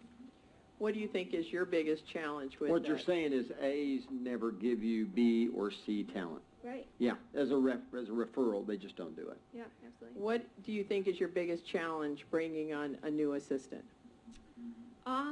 Getting them to empower the role. So getting them to realize that I'm giving you this opportunity to own it. This is yours. This is your baby. I'm trusting you. And so you'll see with a lot of agents when they're bringing on assistants, you know, they don't tend to give them that power to go ahead and make those decisions and say, listen, I trust you. I know that you know this best. I'm going to let you take it. And so that's why a lot of agents fail with assistants. I have people who come to me and say, I just can't do this anymore. Well, yeah, you can. You're just not doing it right. And so that's probably one of the biggest things that we have to coach to all the time. So I asked Taylor a while back, because she's young in age, and I said, Gary, to her, I said, how do you go boss around a 50 or 60-year-old a buyer agent that's not doing well? Because has a lot of those responsibilities too. And so how do you get that trust or that confidence to take on someone who's been in the business a lot longer than sometimes you have, of course? Well, I started at 18, so it was cool that everyone would go to the bar after work, and I'd say, catch you tomorrow. You know, I wasn't able to go with them. So it was, you had to try to bond a different way. So I focused on showing them that I'm here to make you more successful. And so everything that I was doing, I was thinking of it, how does this benefit my agent? How does this benefit my team? And so when I brought on those new processes or I made those suggestions, I presented it in a fact that this is going to benefit you, and so here's why I'm suggesting it, type of situation. And when they see that you have their best interest in mind, regardless if I was 18 or, 48, you automatically get that acceptance from them. Okay, last question real quick. If you were to have someone leave, and Gary always says firing should never be a surprise, and you're going to fire someone, what are some of the steps that lead up to that when you make a decision this is not the right fit? Yeah, well, I mean, I talk to you about all the time. We had a situation a few years ago. We were closing 300, 400 units a year, and I had my entire administrative staff quit in the same day. So Via and Gary, I share your pain in a little bit different way. You know, I was the only administrative person at that time, and I was left to do it myself. And so had we looked at their disinterest and their lack of motivation to help us succeed and introduce new processes and things like that, I would have known in the beginning that they weren't the right fit. In the end, it ended up helping us because, as we know, those people weren't the right fit. Now we're able to hit the goals that we hit now, where if they were still with us, I guarantee you we would not be where we're at today. So it was a real painful time period during that where I was by myself, doing 300 deals a year, transaction coordinating and listing, but now I have amazing people on my staff because it forced us to go through that change. So I don't mean to do this, but I sort of do. So how old are you? I am 23. Okay, so she's 23, so don't have a misconception out there that it's an age-related opportunity for a director of operations. Look how mature, look how successful she has been with the Jeff Glover team. She's added a whole lot to that team, and Jeff will tell you too. Well, I have Monica to thank too. Well, that's been fun too. Okay, great. All right, we got the Loken team up here. All right, so tell everybody what your job description is. So I'm Brittany Brands. I'm a listing agent with the Loken Group in Houston. Okay, so how do we leverage that? Leverage the listing agent? Uh-huh. So we have listing coordinators and transaction coordinators. Okay, but you're leveraged in what way? Well, and also our ISA team. Okay. So we have how many ISAs. listing agents are on your team? 6. 6, okay. And so does Lance go on listing appointments anymore? No. So Lance has leveraged this to the listing specialist, right? Yep. And then when you go on appointments, so what all have you leveraged off of what you're doing? For the listing agent? Uh-huh. You're the listing So- agent on Loken team. What's your job description? Okay, so we have ISAs that set the appointment. So my role is to look at the calendar invite. I read the appointment. I run the comps, go on the appointment, and then we have a listing coordinator who will send the paperwork, schedule the stager, schedule the photographer, and then I jump back in once it's listed and handle the client conversations for market updates, showings, feedback, and then I'm the one who negotiates contracts and repairs, and the transaction coordinator will handle the paperwork contract to close. So how does the client know who's going to be talking to them next? How have you built that bridge of trust? Everyone on our team does a really great job of telling them here's what's going to happen next. So we don't want to throw it all at them right from the very beginning. You know, when they call in or we call them, the ISA, we're not saying, oh, and then you're going to talk to this person and this. So they're just kind of guided that whole process. So they know what's going to happen next. Mm-hmm. So if you have someone that you are delegating down to, has there ever been a time that it's been you didn't trust them or it didn't go like it should? What happens if that happens? I don't think delegating down to has ever been a vocab word in our team. Okay, sorry. Leverage, what do you Well, use? and to that point, we don't work like that. We're Okay. a team as a whole, so one person doesn't oversee anybody else. But if you have someone that's going to take care of the transaction and there's a goof up that you hear about, what do you do? Are you involved in that? Well, sure. So, and there are mistakes Oh, maybe you don't made. have any goof ups. No, we do. There's mistakes made every day, whether it's by me, transaction Right, but what I'm coordinator. asking is, if there's a mistake, do you get involved? Sure. Okay, and how do you handle that? It's just a conversation. Seek to understand, right? So you're just asking questions. What happened? Okay, all right. Monica, can I jump in just Sure. because, I mean, I have my notes from our earlier conversation. So you've got all this leverage. What does that do for your productivity? Like, how many listings are you taking on an annual basis, and how many do you think is possible with the system you're using right now? Yeah, so this year I'll close about 250. You'll take 250 or close 250 I'll close listings. about 250. Pretty decent system, huh? I guess there's some trust there, right? Yeah. They've got the trust down. Extreme trust. Is that, are you at the you think at the edges of your personal productivity in this system? Like, how would you go? Could you go to 500? I mean, is there a limit? Yeah, there is a limit, and that's been the fun part about this year because last year I sold about 160 houses, and that was me kind of failing forward. So this year I thought, okay, knowing what I know now, let's really push our systems and see what our limit is. And I think that's been the most interesting part about all of it is now we know how many we can take before our systems really get pushed, or now we know how many we can take before our clients suffer. So it's been kind of an experiment, and it's been really fun. How many did you do last year? 160. So you're going to jump to 250 with just a little interruption from a hurricane named Harvey. Right, right. Impressive. Thank you. Okay. Okay, great. All right. Thanks. Okay, and what is your job description on the Loken team? I'm actually not on the Loken team. There's Sorry. a misstep. There's Okay, a I one got over. a succession here, okay. So my name is Jen Davis. I am the buyer's agent for Dan Holt's team in Springfield, Missouri. Oh, good. Okay, great. So what my role is I'm the only buyer's agent on our team. Our team will close somewhere between 450 and 500 units this year. Of those, I will do somewhere between 225 and 250 units with 2 showing agents. I'm the only buyer's agent on the team. Okay. And I remember, Jen, before you got a showing assistant, how many buyer transactions did you handle that year? The year before, I closed 110 units without a showing agent. I know we're here to talk about the showing agent, but that's absolutely, like, I want to know how that's even possible. So when I first started with Dan, if I can back up maybe a little bit, Yeah. my progression was 49 units, 72 units, 110 units. So from 72 to 110, I did add a MAPS coach.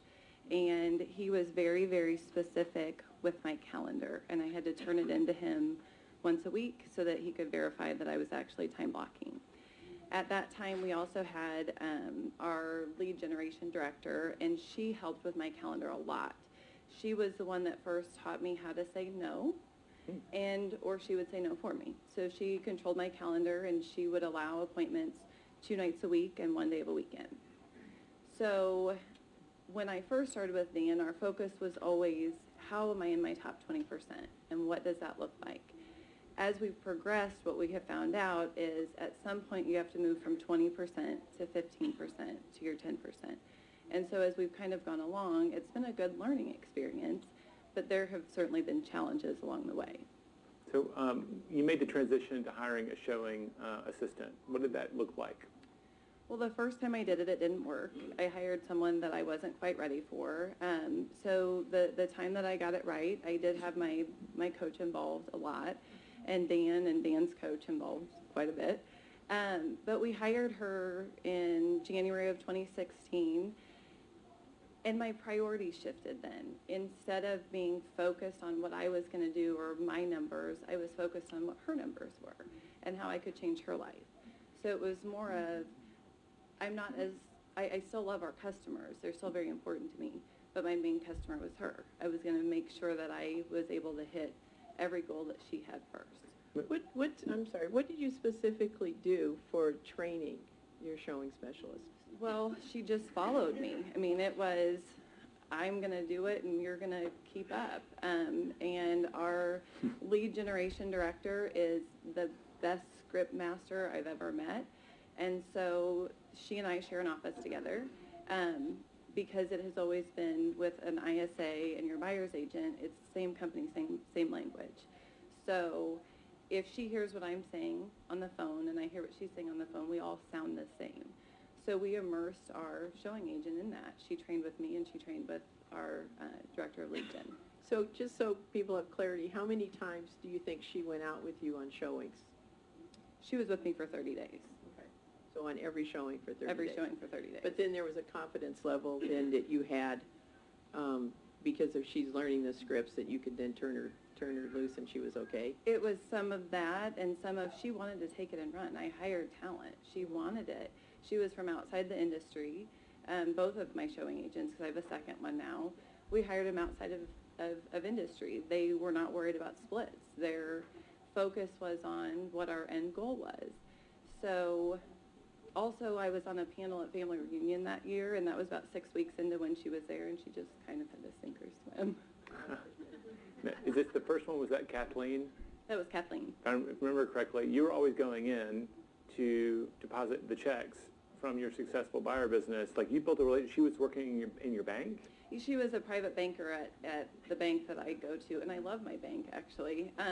But our primary lender, he is a good friend of mine, and he came to me and said, can you verify a disc for me? Because he was going to hire her. And our director of lead gen, Emily, said, oh, Erin, she's really who we want.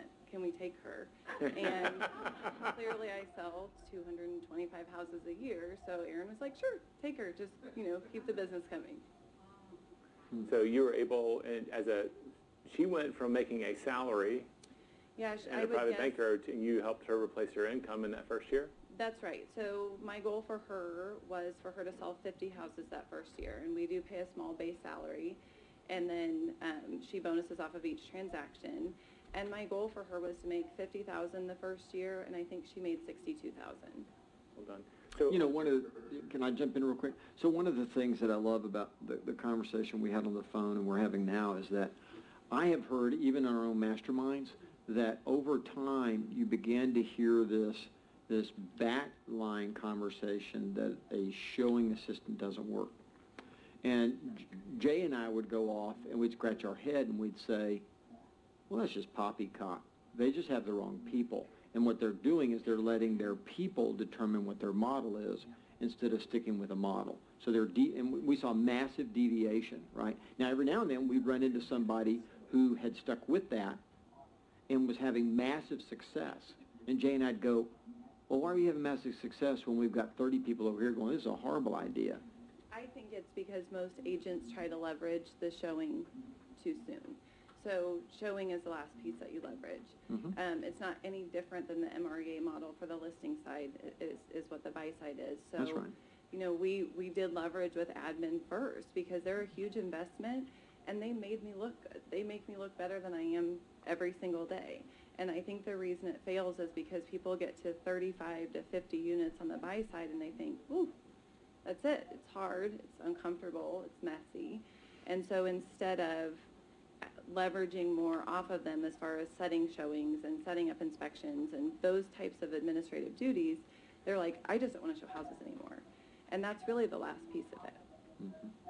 Okay, good. Yeah, I agree.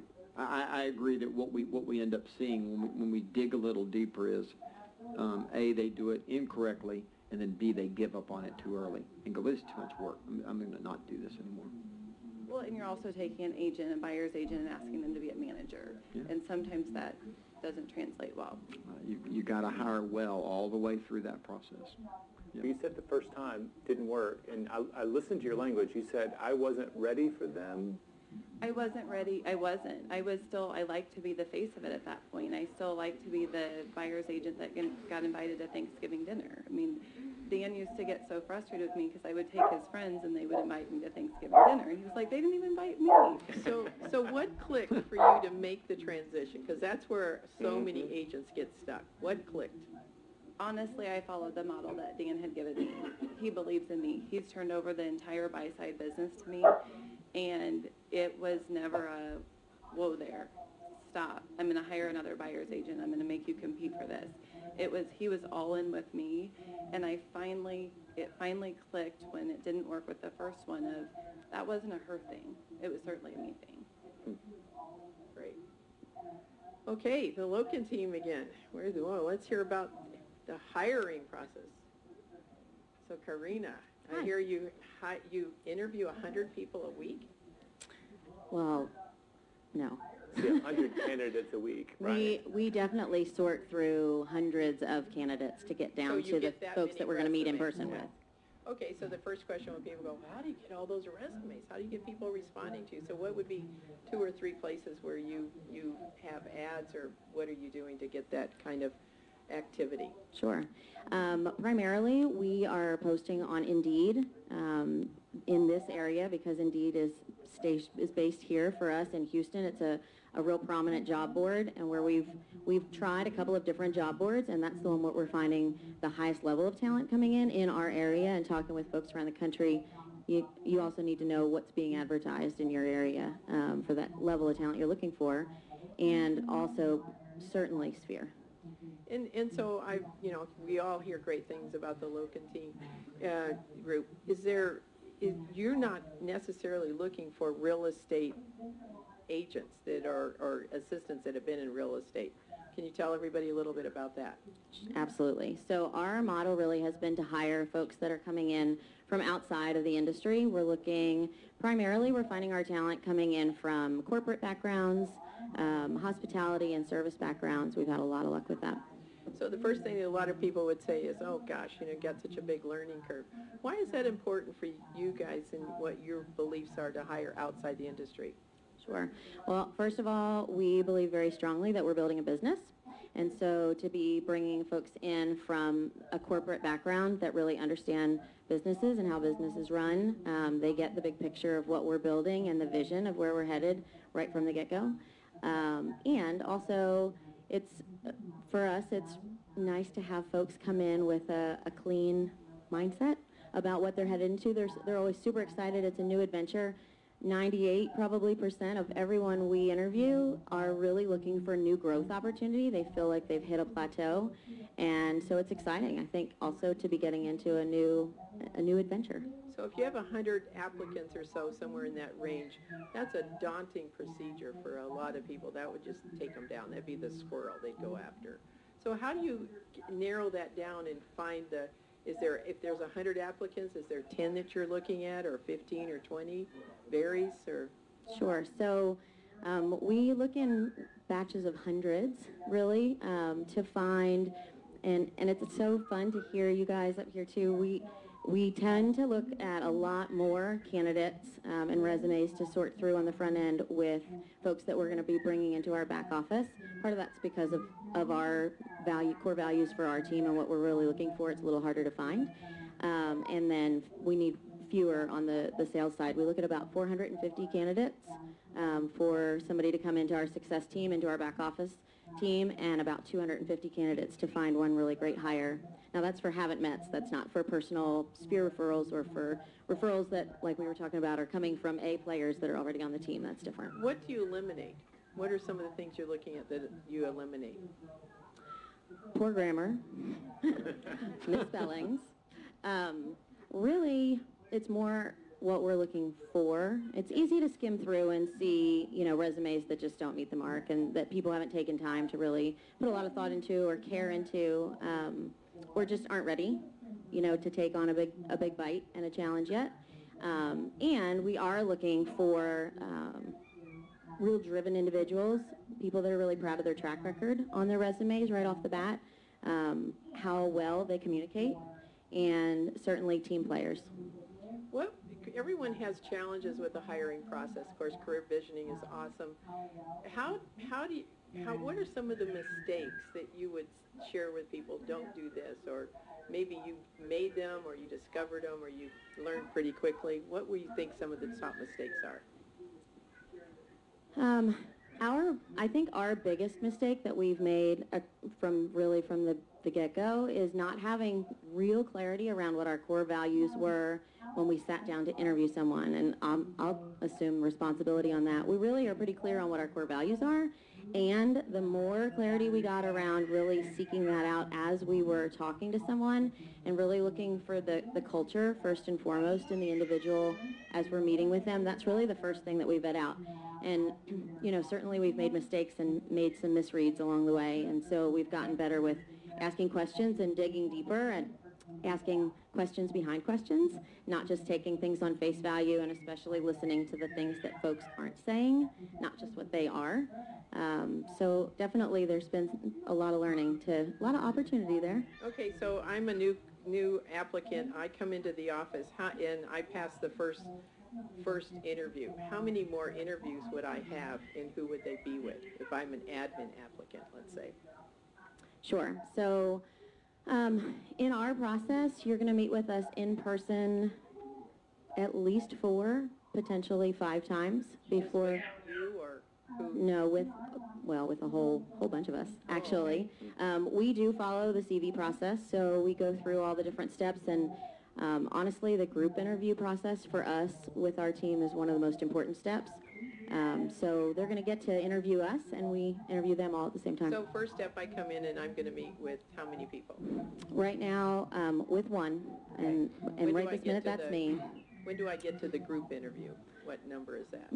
That's going to be the fourth step. Okay.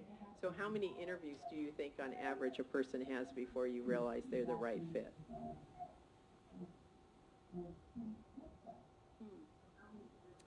Well, that's a great question. On average. With one, let me make sure I understand your question. With one individual candidate, you're asking at what step in the process we typically know that they're the right fit for our team? So you're not going to hire me the first interview. I'm perfect for the job, but you're not going to hire me.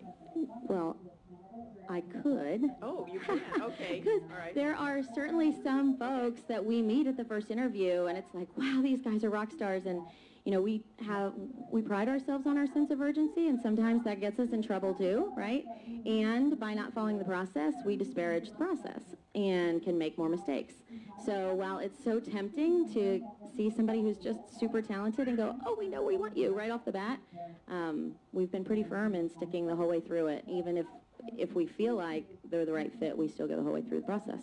Marina, can I just ask, the level of focus you as a team have put on this? Is this your primary job description? Is this your number one thing?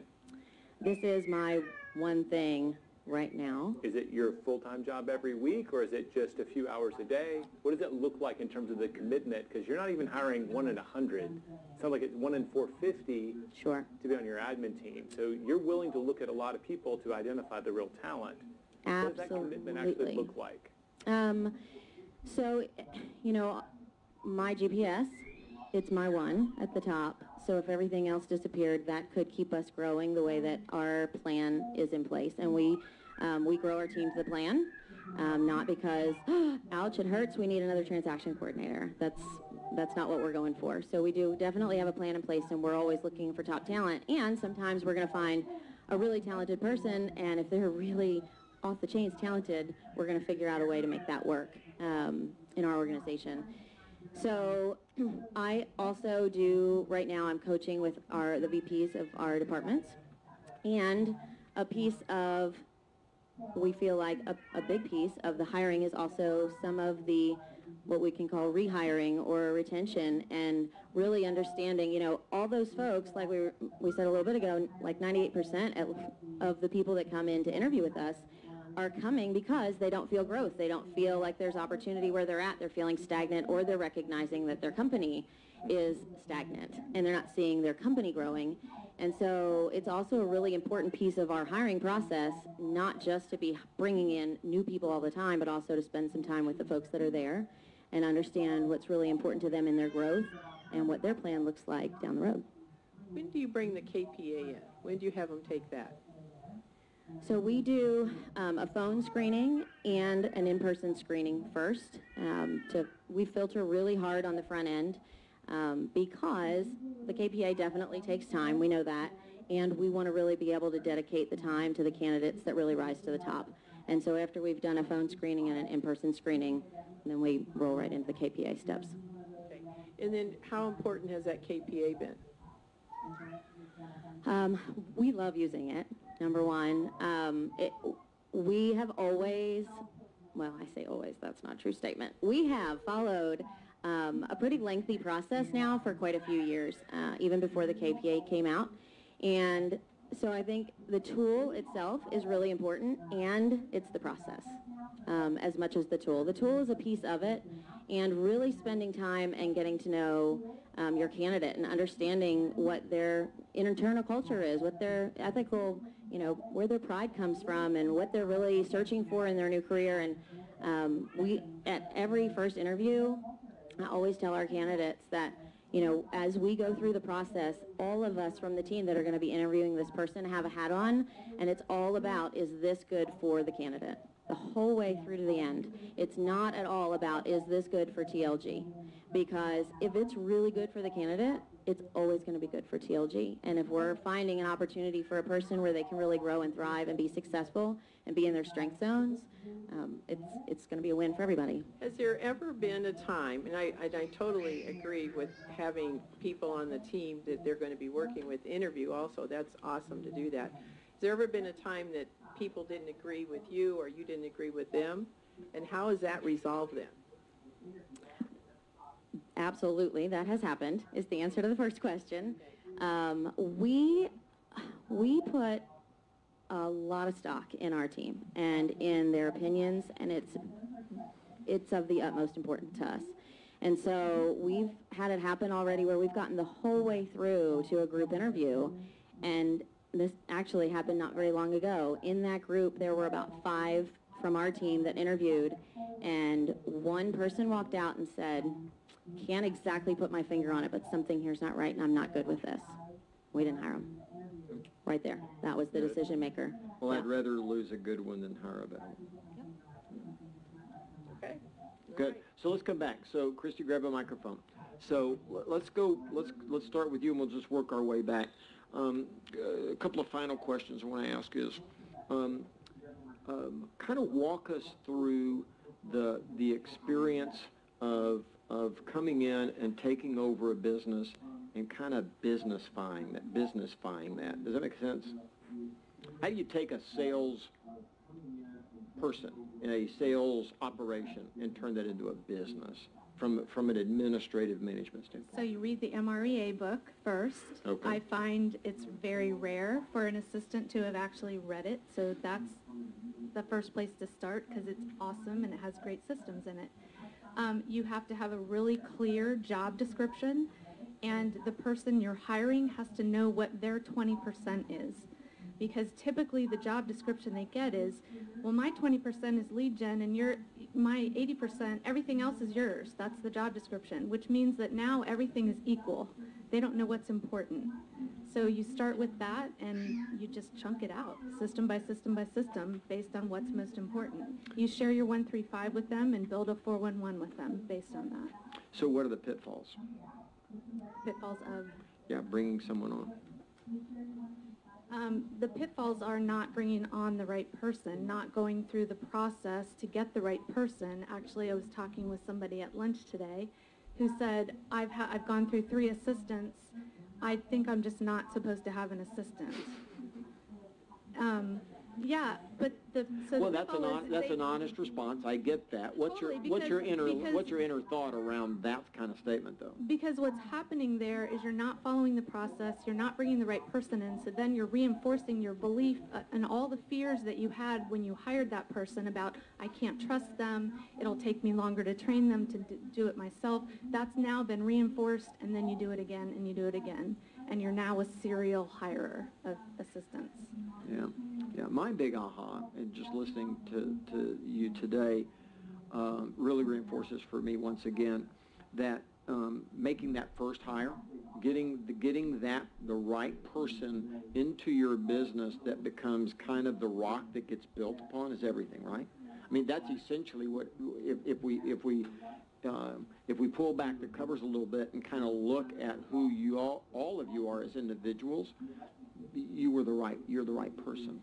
Gary, you always tell us to slow down. Sometimes we have to slow down to speed up. Yeah. Slow down so that we can speed up. So if we can slow down one time to make the perfect or best admin hire, then they can hire the rest of the admin team. Yeah, I mean, and- look at what Taylor did. And that's a really weird statement coming from a massive aggressive. Most people don't. My partner will tell you, and that I'm extremely aggressive. I'm so aggressive I will freaking blow you away. And the fact if you think you can aggress me, you're sadly mistaken. What I learned, you are sadly mistaken. You're right. Yeah. And people try, and I just laugh inside. So, Gary, I literally just laugh. But my point is that I know that my aggression will cause mistakes at times. That there's one thing I understand because of success and failure is that aggression always on what maybe your superpower becomes the kryptonite that's literally going to bury you at the bottom of the sea. That there are times you slow down in order to be able to go faster later, right? When we hit the gas, we can go, baby, because of that, right? Yeah. So you do have to slow down. In the hiring process, that's one of them. Now, we're more than happy to hire immediately, right?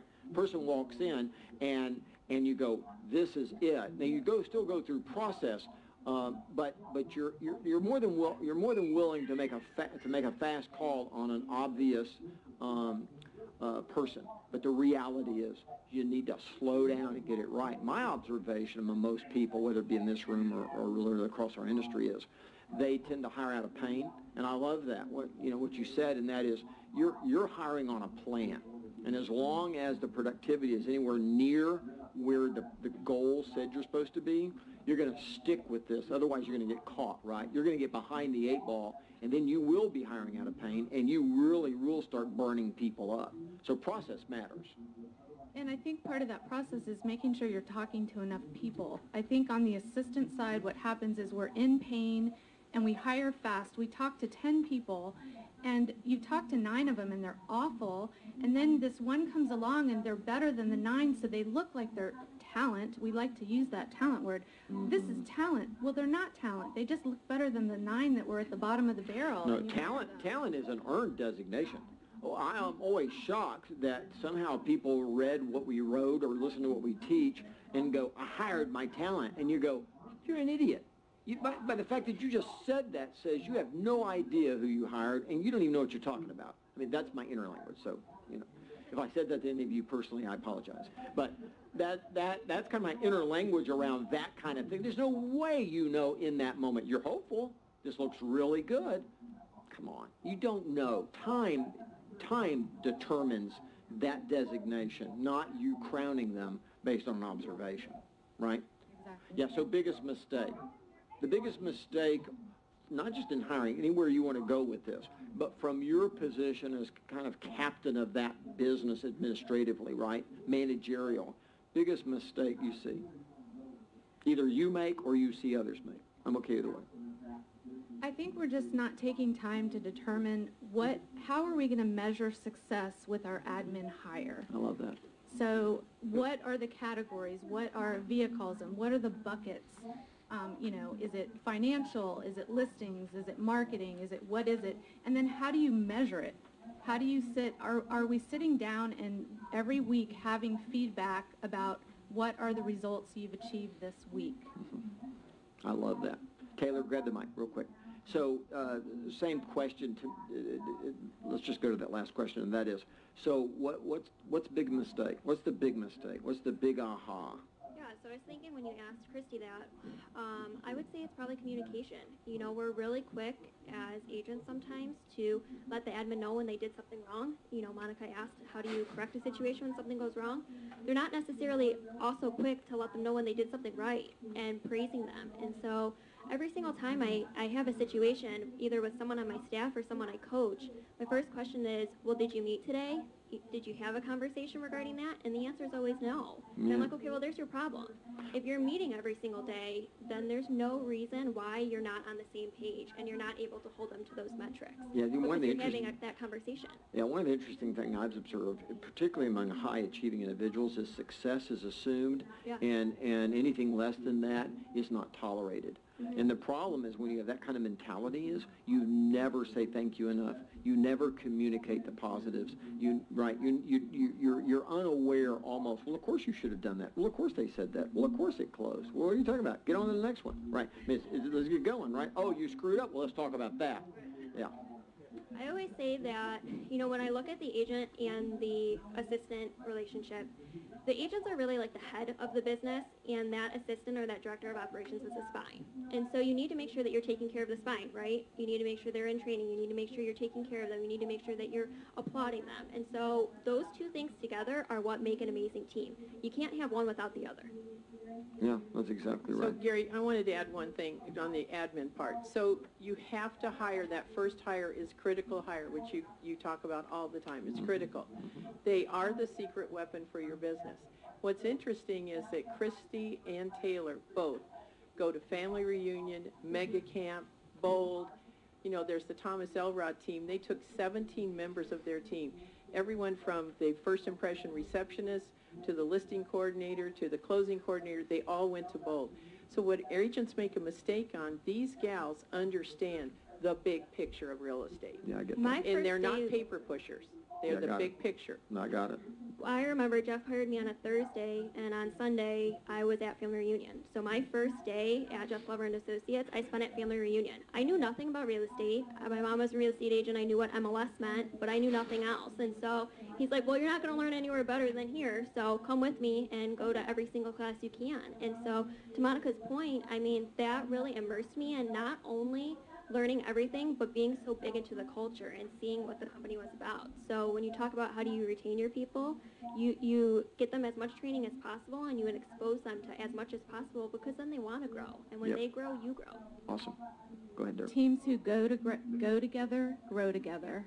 So go to training together. Don't go and come back with all your ideas, and then your admins don't buy in. Yeah, and don't send your people and not go yourself. There's a certain amount of that you need to be there with them at moments. Yeah, no question about that. All right, Brittany, what do you say? What's the question? The question is mistake. Biggest aha, biggest mistake. Biggest mistake. I don't know. Where do we go wrong? Where do we go, from your position, where do we go wrong? I think streamlining your processes. Okay. And you mean they're too much? Yeah, so not having the efficiency. Mm-hmm. I think there's a lot of agents out there wasting time. Yeah. Well, the truth is that they say the devil is in the detail, but the reality is if you can write it in 10 steps and you have the right person, the 10 steps get it done. The 30 steps mean you don't trust the person, right? Because now what you've done is you've told them where to put the paper clip and where to put the pencil on the way out. I mean, you've gone into minutia, which actually, for a really, really talented person, or the right person, that's kind of overload a little bit, right? It doesn't need to go that ad nauseum. It needs to be efficient. It needs to be correct. You need to hit the points that really matter, and then understand that quality is what we're going for. Now fill in the gap. Yeah. Yeah, I think that's right. I think that's right. Good. All right, Jen, what do you say? I honestly think the biggest mistake most people make is when they're hiring agents, they're going to hire 10 agents that can each do 3 deals a month.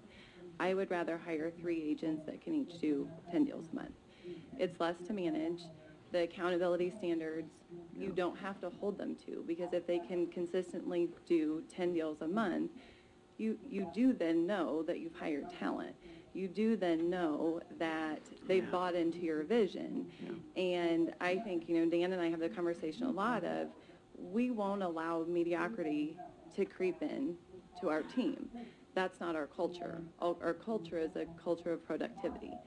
So, we'll close 450 units this year with 5 agents, including Dan and myself. I mean, that's it. I mean, it is, let's hire the people right the first time. And when you have standards in place, make sure everyone knows what those standards are. Yeah, you can definitely find quality and quantity, but at the end of the day, if you build an organization that's just based on quantity alone, you're actually more vulnerable. And you're not changing anyone's lives. I mean, then I'm not invested in them. I'm invested in what my transaction count is at the end of the year, not my team or the people I've surrounded myself with. Yeah. All right, Karina, what do you say? Well, we were talking a little bit earlier about having that clarity around what the core values are of your team, and we start the CV class talking about mission, vision, and values, and really taking the time to sit down and write out what your mission, vision, and values are. And I've even gotten into some great conversations with some folks, and they've said they've lost out on candidates who were maybe evaluating 2 different teams, and because they didn't have their goals written, the candidate chose another team with smaller goals, and they were written. Clarity. And they could see where they were going. Yeah, clarity. Yeah. And so to have that clarity for yourself, and so that the candidates that you're talking to and setting the expectations that we were just talking about, so they really know what's expected of them. They, to bring folks that are going to come onto your team and really want to be there and really want to grow with you. If they see where the bus is going and they know they want to be on the bus, that's what gets them excited, is to be able to see that growth, right? Like, that's what most of them are looking for. So I think that's a biggie. Yeah, what's interesting is that all of you speak from such amazing clarity and conviction. And I would say that to any of you, that if your most important person doesn't have that kind of clarity and conviction, then the both of you need to go to that CV class 100 times. I mean, you need to go get that conviction. You need to, this is something you have to get down and understand. And you have to feel it in your gut and know that and stick to that, right? Because if you don't, you're going to betray yourself. And you're going to betray the business and everyone around you. So my personal opinion is that training is the biggest problem. They take the foot off the gas too fast, it's too quick, and there's not enough explanation. And training is every day, it's ongoing, it never stops. And to have accountability with an assistant with a 411, assistants should have them, buyer agents, ISAs, every single person, the runner on your team, everyone has a 411. Yeah, that's right. And everyone on that team should have a coach, whether it's internal coach or it's a MAPS coach. Everyone needs a coach. Yeah, I think you could actually look at your budget, right, Monica, and you could say, who's getting trained the most, me or my people? Who am I investing the most money in, me or my people? And then who do we complain about? The people, yeah, right? So, yeah, if you have a business and you expect it to be a big business, I think the number's going to be small on you and big on them. And by the way, make no mistake, they're all aware of who's getting the most education attention. It's not, that doesn't happen in a vacuum. Anyone that you employ is very aware of how much time you put in on them versus how much you put in on yourself. And I love what you said, Jen, and that is at the end of the day, and this is true for me, I can only associate over any decent length of time with people that I genuinely care about and have the same basic core values that I have, that I can immerse myself in their life, that I can take great joy in how their life is going in business with me. And it later becomes not about me. It becomes about us and about them. But that starts with a quality person. It really starts with that person and finding the right one. All right, Jay, any wrap-up comments or thoughts? No, it's awesome. It's awesome. All right, ladies, thank you so much. Great job. Unless people think that I can never be on time, I'm 3 minutes early. Okay, thank you. Which I know my team is stunned at. It's impressive, I know.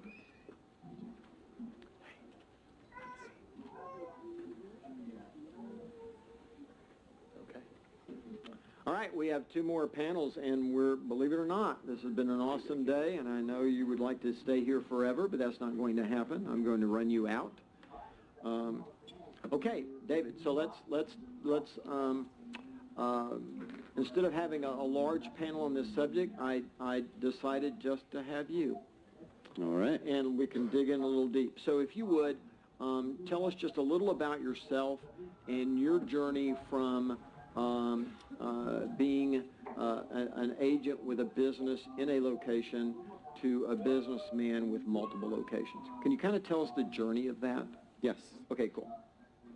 So I started in the business in '09, and I was a mortgage lender for about 10 years before that, until that disappeared. Mortgages disappeared for 6 months or so, and then transitioned into the business. So I started off prospecting agents, literally in the broom closet making calls, and started to develop business. And one of the things I was told to do is to call my sphere. So that included a lot of my previous mortgage clients who were in a different county than the county I was doing real estate in at the time.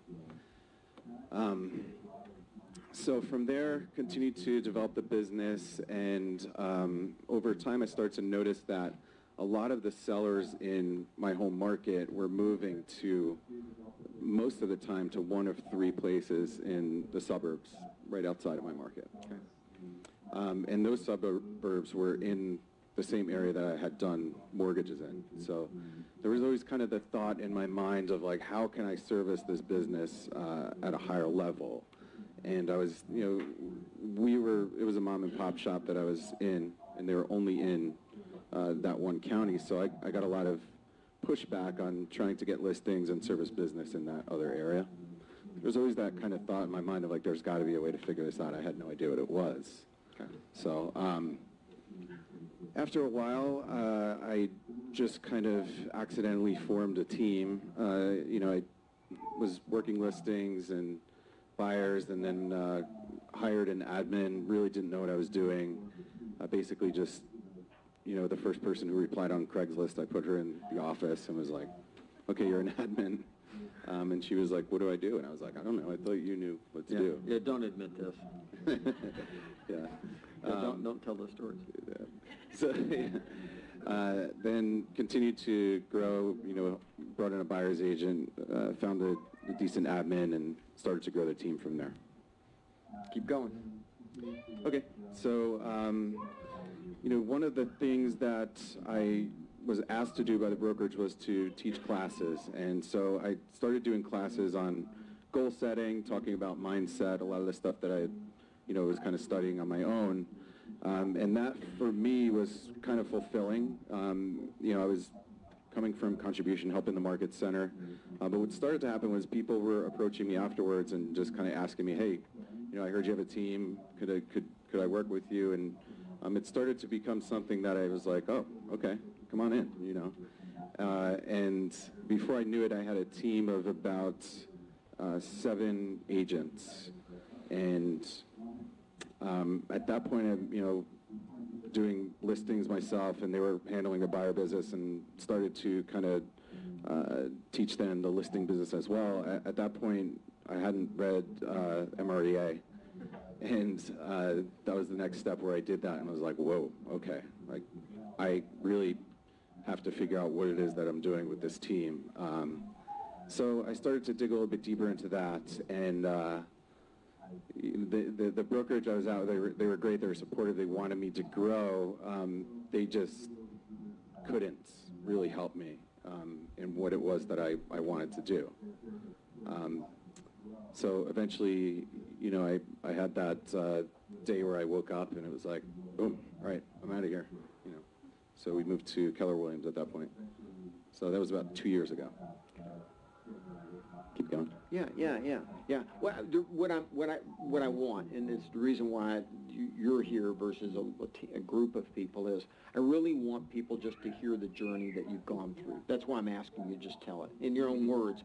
But I want people to hear an organic story of the progression of what you did to get to where you are right now in your business. That's what I want you to keep sharing, okay? So the foundation of my business all the way through was pretty one-dimensional. You know, it was prospecting, it was get on the phone for 4 hours a day for every single day and go in the broom closet and make calls. That was it. There was no marketing, there was no leverage there. It was just, that's what you do for the rest of your life, every single day. So it was painful a lot of the time. And, you know, that kind of, I believe that foundation is why we have such a strong platform to grow off of with the agents that we have and the company that we have now. So that, you know, we moved over to Keller Williams. It was a very fast decision.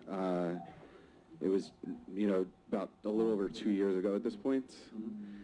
And pretty quickly I figured out where the giant holes were in the team that I had. There was still, you know, the kind of the thought in my mind that there's business out there. My sellers are selling here. I'm referring them to agents over here, and that's cool. I'm getting a referral check, but they're gone. You know, they're out of my life. They're into their life, and I wanted to figure out a way how to keep them and service that business. I thought that by going to Keller Williams, what would happen was there's KW offices in those areas, so from my office, they'll think I'm in that area because there's offices there and like there's a presence. I thought that was going to be the thing that did it. I didn't really know about expansion yet. So when we came over to Keller Williams, people, my OP, my team leader kept saying, you know, expansion, you know, this, and that. And I was like, look, I don't know what you're talking about. Can you just stop talking to me? I'm trying to figure this out. And finally she was like, you have to go to this ESO class. And I'm like, okay, I'll go. So that was in the fall a couple of years ago in New York. I went to ESO, and I remember at the end of day one, I was like numb after that. It was just something clicked. I know a lot of you guys know what I mean. But I just remember walking down the street of Manhattan like a zombie. Like my mind was blown because there was something there that really like spoke to what it was that I, you know, always wanted to try to figure out in terms of expansion. So I knew at that point that I was going to expand, and I knew the first 3 locations that I was going to expand into, and I put a time frame on it of about 1.5 years was when I was going to, you know, build out everything and then go ahead and, you know, follow the model and go ahead and expand. What actually ended up happening was a few months later, I had a couple of builders who were doing REO flips in a market that was close to one of those markets I had intended to expand into had approached me. They were referred to me by one of my past clients, and you know, they said, they came to my office in my hub, and you know, they said, we're doing about 30 of these flips a year. We want to hire you to do it. You know, we've heard about your business and everything. We're not happy with our agent right now. We want you to do it. And I was like, that sounds great, but I don't even know where that is. I can't even pronounce the name of that town. Give me 2 days and I'll get back to you. So at that point, I knew, you know, let's go ahead and expand. It's a perfect opportunity for me to do that. And we had about 2 weeks before we had 7 listings that were going to come on. So my challenge at that point was finding somebody quick and not really knowing anything about how to find them. So yeah. Did a bunch of digging. The Market Center was very helpful. They were very open to... See, this is very therapeutic for you, so... Yeah. You keep looking at me for approval. Keep going. You're good. All right, good. So, yes, the Market Center was green, right, in terms of expansion, so they were helpful. They ended up finding a partner for me, and we went ahead and started servicing that business right away. So they were okay with you doing this? Yeah, they were, you know, our regional was the owner of that Market Center, and they were all for it. So they were very helpful in getting us started. And they actually saw the benefit enough to introduce you to someone that could work with you. Yes, and they kept telling me, you know, he's got leadership skills, he's got, you know, he could be a leader, and I'm like, are you listening to me? I'm looking for an expansion partner. Like, understand. They knew way more than me, like, what I should be looking for, but I just need somebody who could close these 7 listings. Yeah. At that And point. you're launching not just with leads, but with listings, 7 listings. Yeah, right. It's a big deal. Yeah. Yes, yeah. So we went ahead and did that, and pretty quickly, it was a good test for us because the business was there. It was just a matter of like looking at the hub, seeing how that functions, which was not good, and then go ahead and like kind of fix those things to be able to service those extra 30 deals a year that we were going to get. We weren't yet thinking about how to add on top of that because it was just this time crunch of like all this new information that I was going through and had to get it up and running. So we put that together, and then it started running pretty nicely. And I looked at the hub and the way the business was running in the hub versus the way this business was running. It was like, that's way better. Really? Yeah. Why? I mean, just give us an example of what you mean better. I think it's because it was just a very streamlined, there was this one source of business that we were able to track all the way through, see exactly what we were doing, see exactly how it was performing, and then how that synergy was working between the hub and the expansion partner. Then I looked at the hub where there's 10, 11 agents that I had brought over from another company that we never kind of really went in and fixed and got operating the right way yet. And it was just like a disaster in my mind. There's just stuff over here, stuff over there, splits are this way. It was not very efficient. Yeah, I got you. So I decided at that point to spend a couple of months going ahead and fixing the hub and getting it to Yeah, one the was place where it focused and one was hodgepodgey. Yeah, definitely. Yeah, got it. So I had to kind of rein in the hodgepodge a little bit as much as I could at the time. But the more I did that, the easier it was for me to realize that the expansion was working.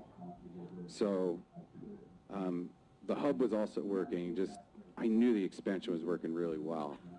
And I knew that there were other opportunities where I could do that same thing. So at that point, I decided to go full immersion in learning expansion. I took ESO, I think 5 times that year.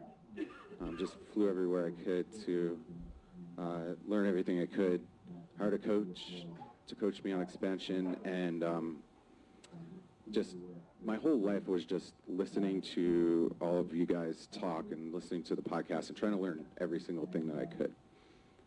So then I decided to go ahead and hire a director of sales to kind of take over sales for the hub so that I could go ahead and focus on building out the expansion.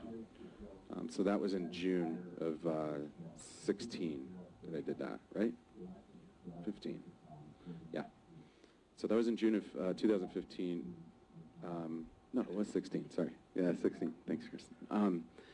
Hired him and started bringing him to all the ESO as well, and kind of laid out the vision. He was the head recruiter and trainer at the previous company I was at, so he actually trained me in real estate, and I knew he was the guy right away and showed him the vision he was in. So we went ahead and started kind of planning that out, and then we planned it very carefully, and then we abandoned all of that and just went nuts, I think, in September of 16. And we launched 4 more expansion locations between September and November. And when you say launch, what do you mean? What did that entail? So that we knew that we had these other 2 areas where we had leads happening. I was familiar with the markets, and so I went to the market centers and did what you said about making that the first step is really developing our value proposition for the market center and making sure that they're in culture and their culture is going to mesh with ours, and that we're going to be dealing with them, so we want to know that that's a match. And I think that was one thing that we did really well, and we got buy-in from leadership, and the OP of that market center also owned a few other market centers in the areas that we wanted to expand into. And was a really smart guy and very supportive of expansion. So this all happened at a time where, he was putting together this expansion summit last fall which created more momentum. So what we did was, we decided to base our attract talent by teaching and not going out and recruiting so much. We wanted to tell our message in a way where we could filter out anybody who might not be a cultural fit. So we had a three-part workshop training sessions that we do in order to attract talent. The first one is goal setting and mindset. The second one is objection handling and NLP and mindset. And the third one is an appointment academy, which is like a 2-day prospecting school type thing. So we're able to, that was our way of being able to see whose eyes light up when we say weird things, and the people that were talking to us and who our message resonated with already, we kind of knew had that airy-fairy mindset type of mentality, which is what we're very strong on. Yeah, let's stop for a second and just kind of put a nail in that. And that is, without a doubt, the smartest thing we can do as recruiters for the level of talent you're looking for is to go teach and look into the eyes of the student. It's without a doubt the fastest path to finding a lot of those people. Yeah, you did the right thing. And it was fun for me too. It was fulfilling to do that, so it was great. So we did that, and with the support from the Market Center, we had 12, 13, 14 people kind of applying to be on our expansion team in those locations. Wow. So we selected a few and went ahead and started doing what we thought was expansion at the time. Mm-hmm. And so there's, like I said, there's a lot of momentum. There was a lot of buzz going on. These expansion areas, so we have 7 expansion teams. 6 of them are within 50 minutes of our hub. Wow. They're all very close. So Did you say 15 or 50? 50, 50. Okay. Yeah. Within an hour, I guess I could say, yeah.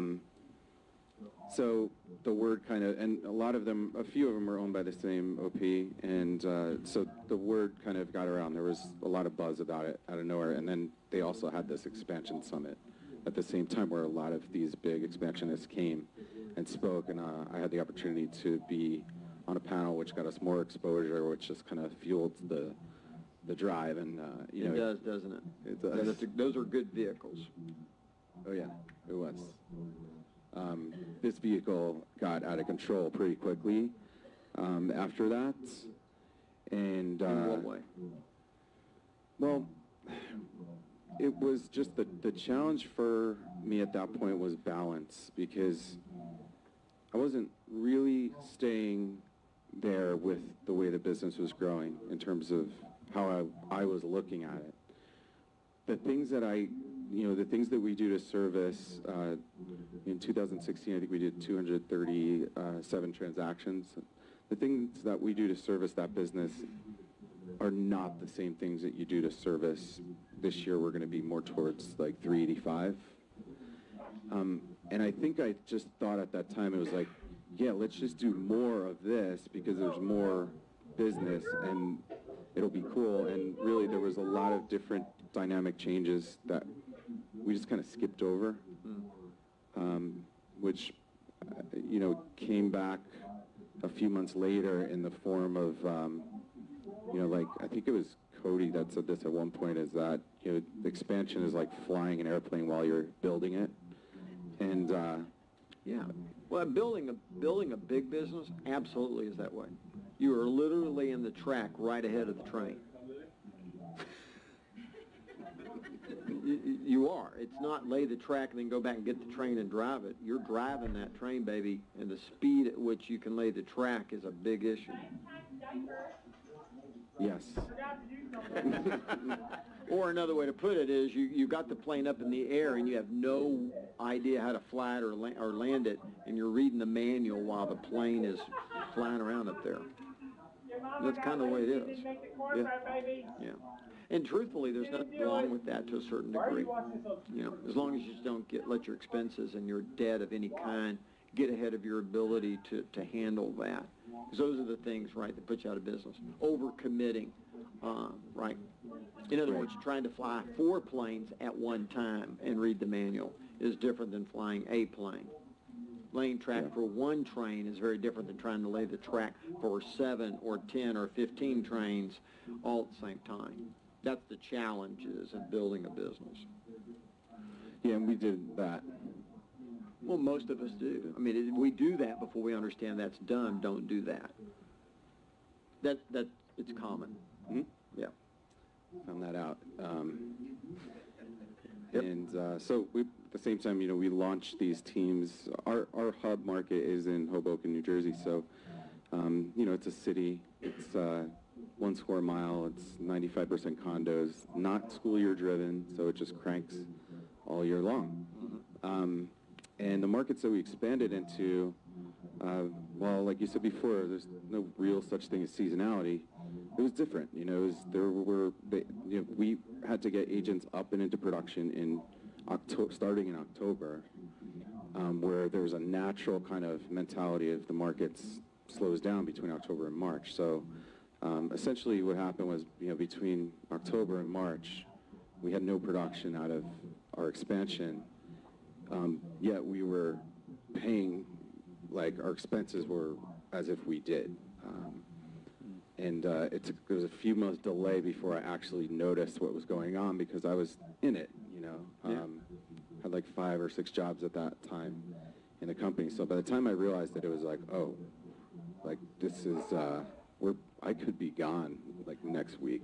This could be it. Yeah.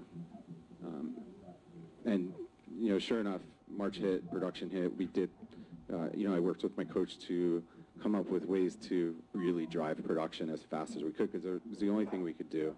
We couldn't lower expenses at the time. We could only drive revenue. So we worked on every ounce of everything I could to do that, and we did it, and we turned the corner. It's been, since then, it's been amazing. We've been, amazing. In 1989, I literally took every penny available to me. I reinvested in the business. And there was about a 9-day period that if what I just didn't work, Keller Williams is not going to be there like that. Yeah. Everyone at some point has that. And honestly, you might hit it actually multiple times in your life, depending upon, how stupid you are. Just kidding. But again, depending upon how well you learn lessons, you could get that bonk on the head regularly if you're not careful. Yeah, but it's common. I mean, to some degree, in some manner, your experience, which is why I wanted you to tell it, is not an uncommon experience. We're all pretty normal with that experience. To some degree, we all could get up and tell you a story similar in some way. If we agreed to expand like that fast, that's kind of going to happen a little bit. Yeah, the speed had a lot of repercussions that I wasn't really prepared for and had to fix fast, and we did.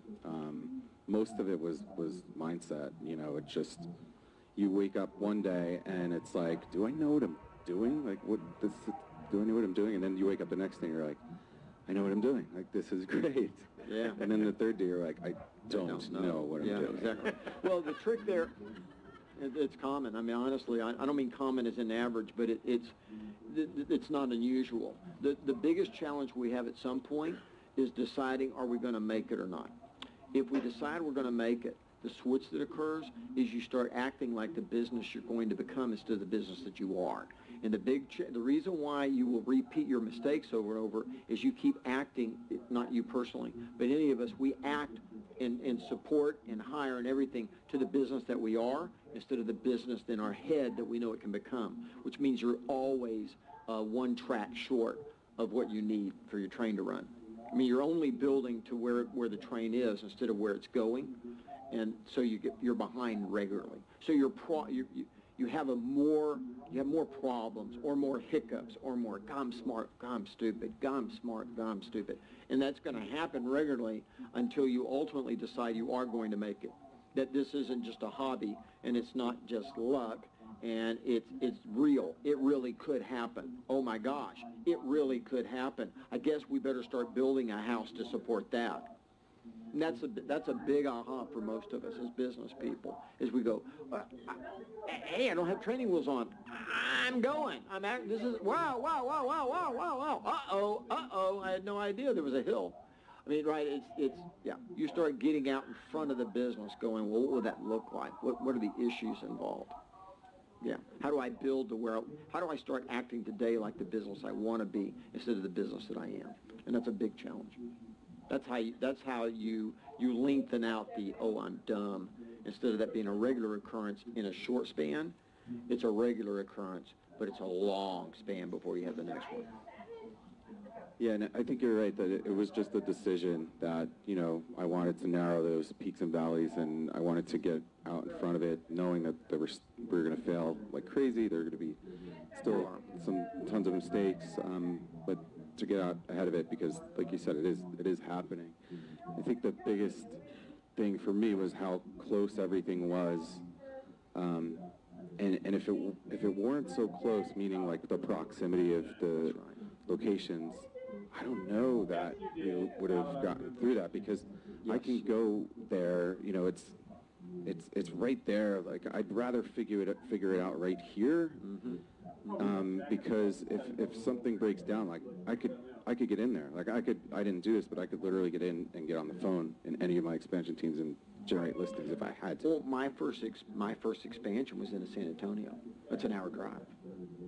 Yeah, I could get down there at a phone call. I'm an hour away from being involved in anything I need to, right? Houston was a 2.5-hour drive, 2 hours and 15 minutes actually to the outskirts, outer limits of that. Dallas was 2.5. That's why Keller Williams was a Texas company for a long time, because I could literally get in a car. I could hit multiple cities in a day if I had to, right? I could go bam, bam, bam, and if there were issues or challenges, yeah. And until that was a stable environment, I refused to go outside the state. I wasn't going to get on a plane. That's why. You experienced the same thing. You go, wow, it's a lot easier to be an hour away or so and be able to put my hands on it and get face-to-face with someone if I have to. Yeah, it's, like I said, it's less stressful. It's helpful. I just can't imagine what would have gone down if they weren't so close. And then we just launched California, so. Yeah, okay. Well, good luck with that. So, that's a third world country. Well, that's across, yeah, okay. Good. We'll have you back on our panel soon. More therapy. Yeah. All right. Anything you want to ask him? This is going great. I know that this feels a little odd for you, and all of a sudden we've kind of got, because you're reflective, we've kind of gotten in a little different mood here right now. But it's really strong what you're sharing, and it's honest and it's real. And that's actually how it happens. I would say, if you'd called me about California, I would have said, because Christy said it up here, and it applies to all of us, and that is set some profit target goals and hold the line on allowing your business to get to a next level, whatever that is, until that happens. Hold your people and your systems accountable to deliver at that next level, right? Yeah.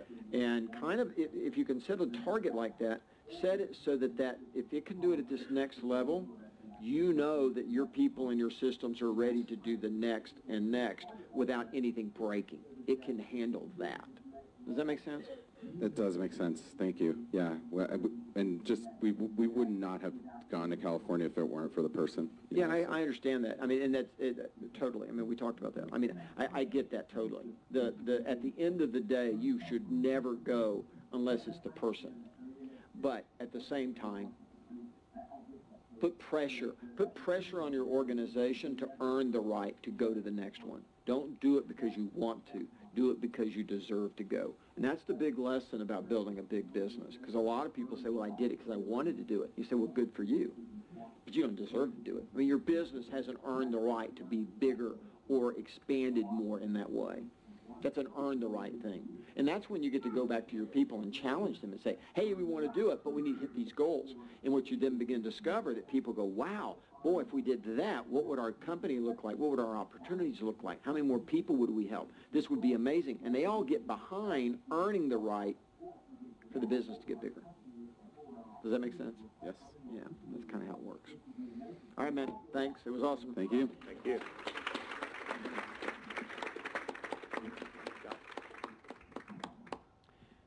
Invariably, it happens like that, right? I mean, we have our last panel for the day, and it doesn't matter whether there's 5 of us or whether there's 10,000. The mood always goes to that somber, reflective. So actually, David was the perfect person to have that conversation with, right? All right. Hey, Wendy.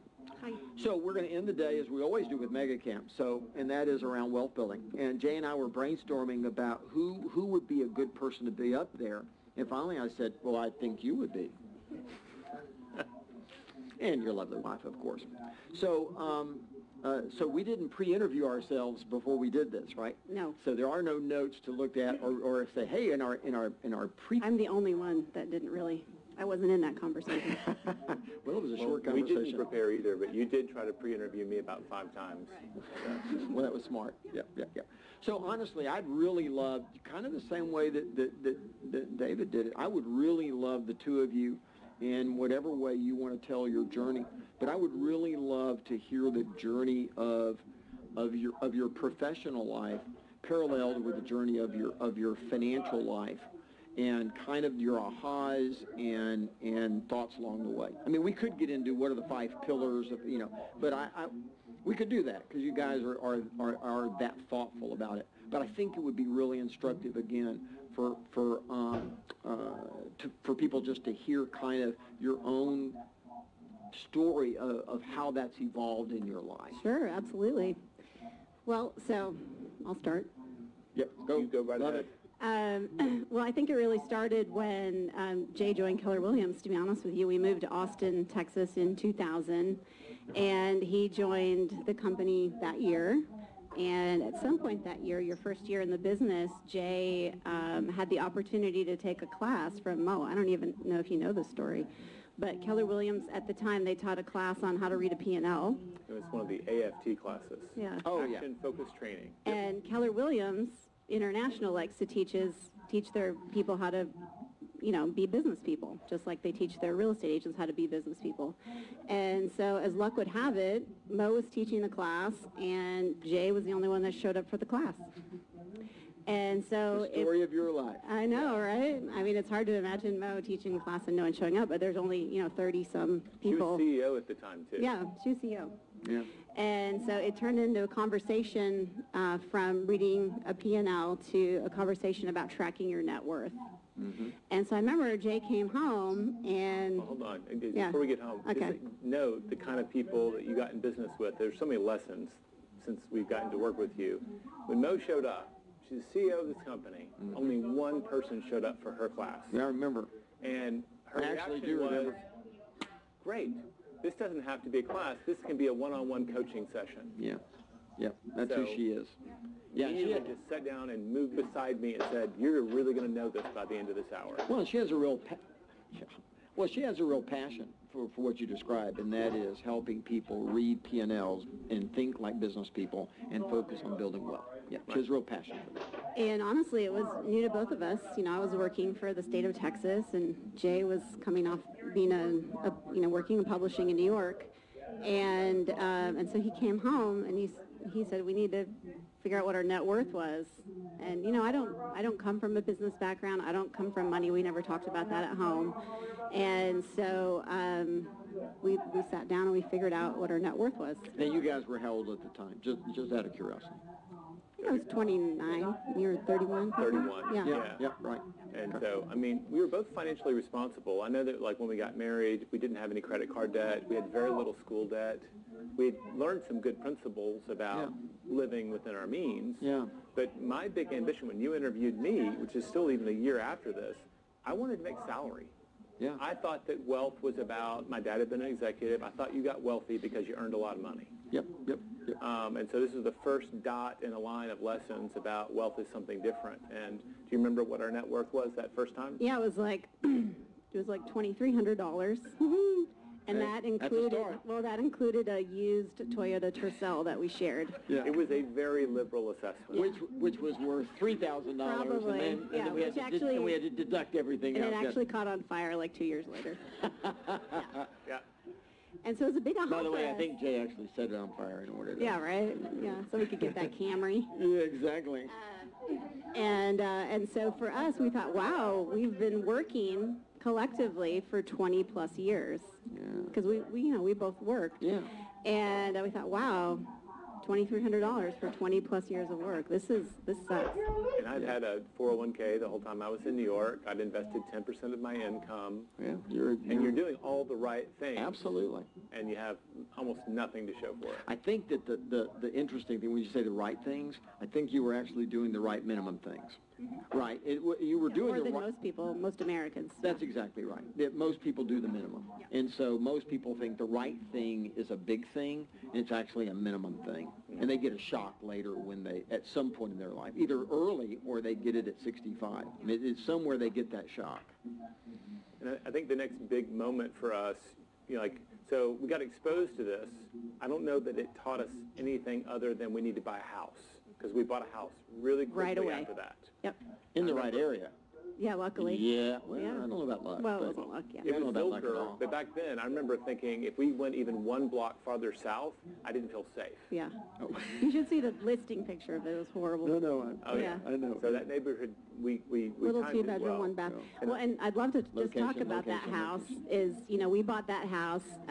We only put 3.5% down because we didn't have any money saved, and that $6,000 investment, because the house was about $175,000. We lived in the house for 3 years, and then we turned it into a rental property, and it's been a rental property for 13 years. So somebody else has been paying down the mortgage.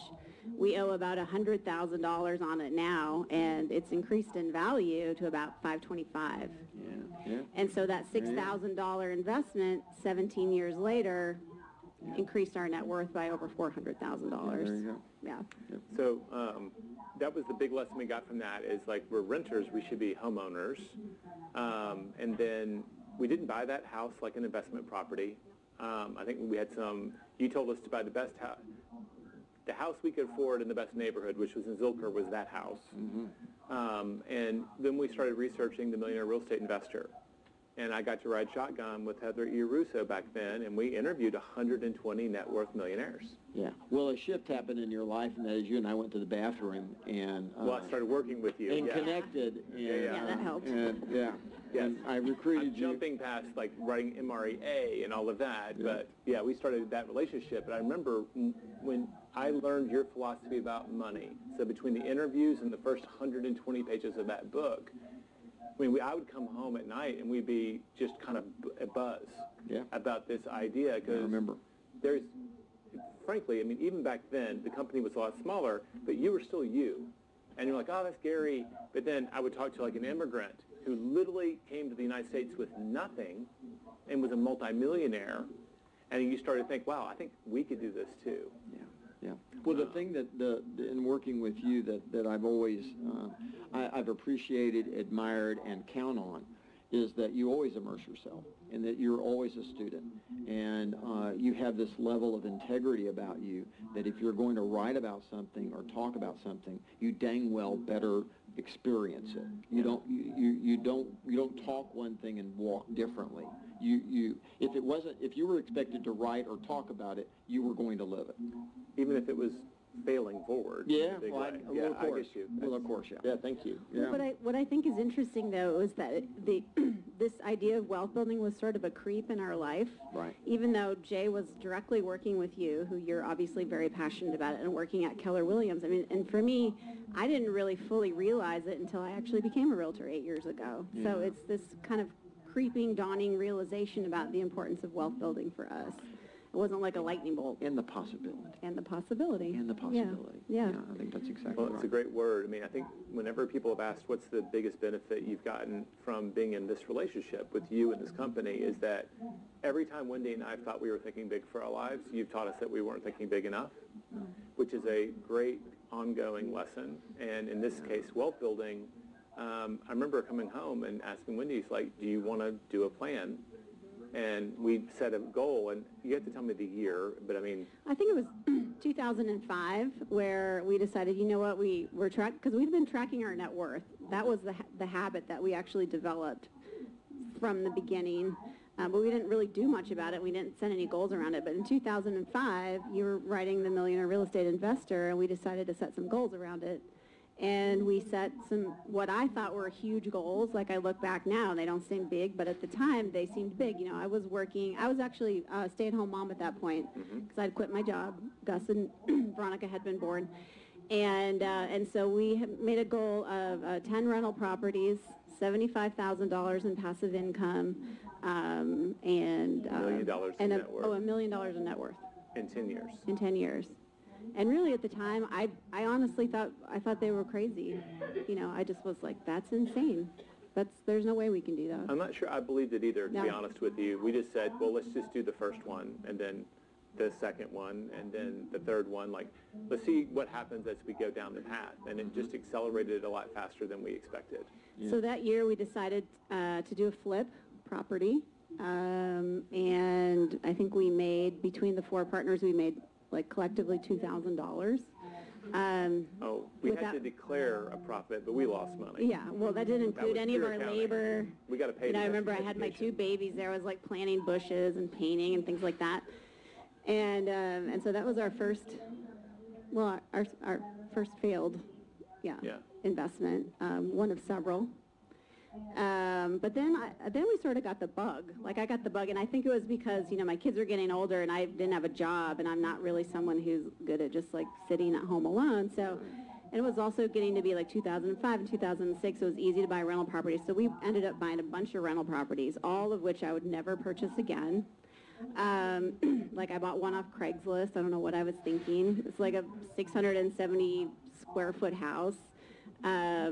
Built in 1939 with a ton of stuff wrong with it, and yet I've made money on it, and my tenants have paid the mortgage for a decade now. And so that's, let's see. Well, I mean, the biggest challenge I think a lot of people have is, like, for us, it was coming up with down payments even back then. So we used partnerships in the beginning, and then I remember at one point just doing the tax returns because you have all these partnerships now. We're like, okay, have we gotten to the place where we don't have to do that anymore, and we're the partners? And then we started looking at all of, I don't know what year it was, maybe 2009, when we started doing our annual goal-setting retreat, which was a lot of it to get a handle around Yeah, I think it all was before this. then, but yeah. Yeah, and just started asking, where else is our money coming from? And that's where we started looking at profit share in addition to... And what time period is this? 2007 maybe? Yeah, so our kids were pretty little, and we did what we call now our annual goal-setting retreat, and our kids were little, so we took a vacation away, and we had all these questions that I just stolen from the internet or whatever, and it was like, what do you want our financial life to look like? What do you want our family life to look like? And we just never done anything like that, and it was really very powerful for us. I mean, it was kind of another turning point in our relationship and in our wealth-building journey. And frankly, as a couple, I mean, I grew up in the South where we don't confront issues. And no, I mean, we just don't. You try to fix it, but to talk about it openly. And I remember, like, we had 2 kids born 16 months apart, and, like, the first question out of one of these, mouth wasn't about our finances, like, what about our romantic life?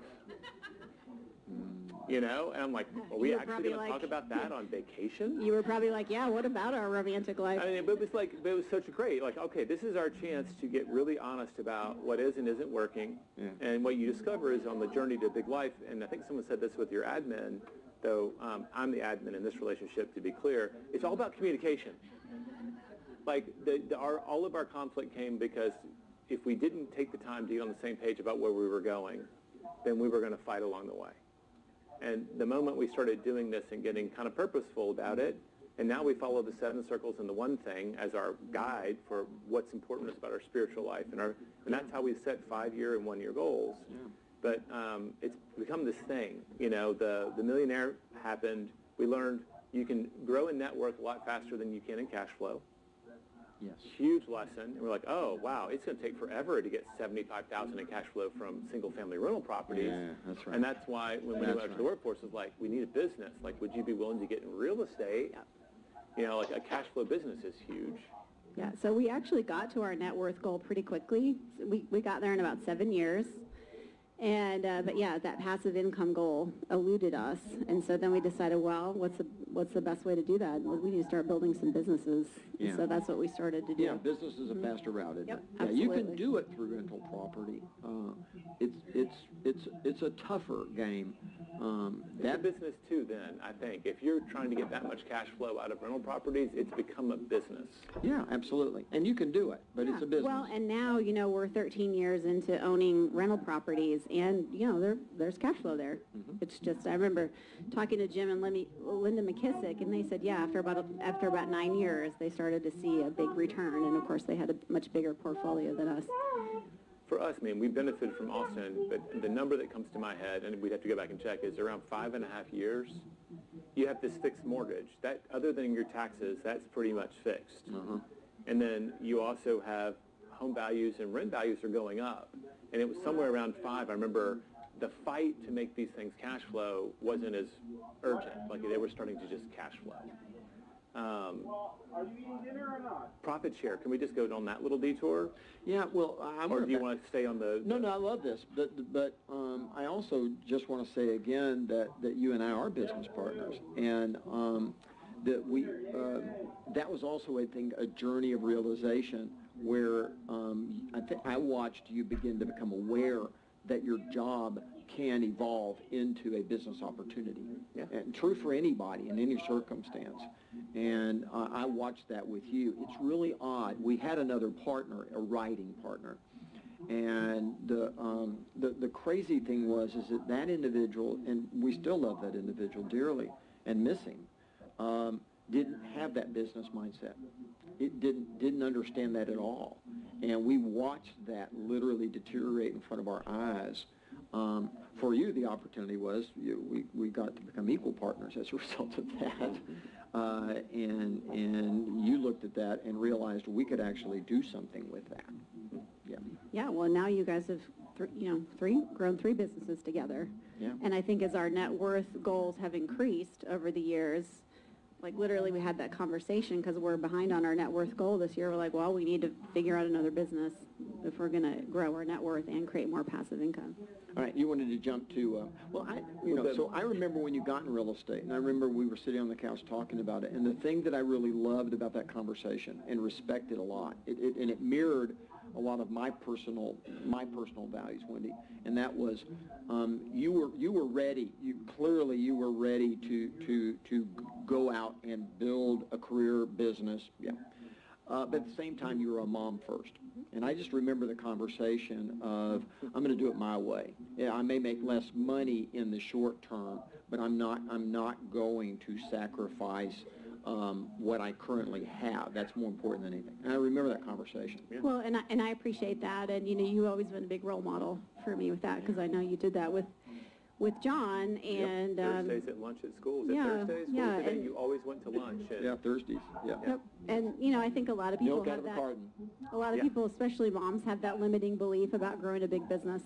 And actually, I don't know, Brandon or somebody said, yeah, I really respect that you do that. And, it's just having your priorities in the right order. You make less money for a period of time because you're going to invest that in other people so that you have freedom, right?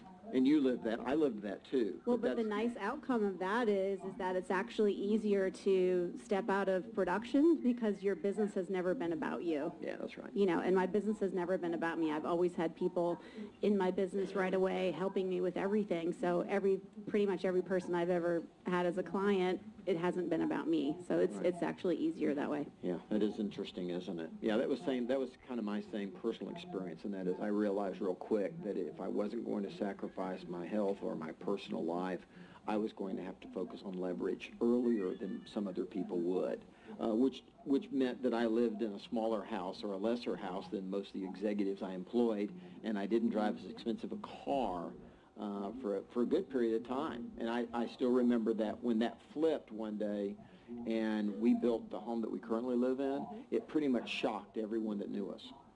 Because they had never realized that the money was there. I was just reinvesting it. And I watched you do that. And I watched you. Absolutely. I watched you do exactly the same thing. We felt poor for a long time on this whole wealth building journey. Even when we were net worth millionaires and beyond, we still felt really poor because instead of, Jay would get profit share from work, and instead of, buying a new car or investing money in our house, I mean, if you saw our 70s ranch style house, at one point it had carpet in the bathroom.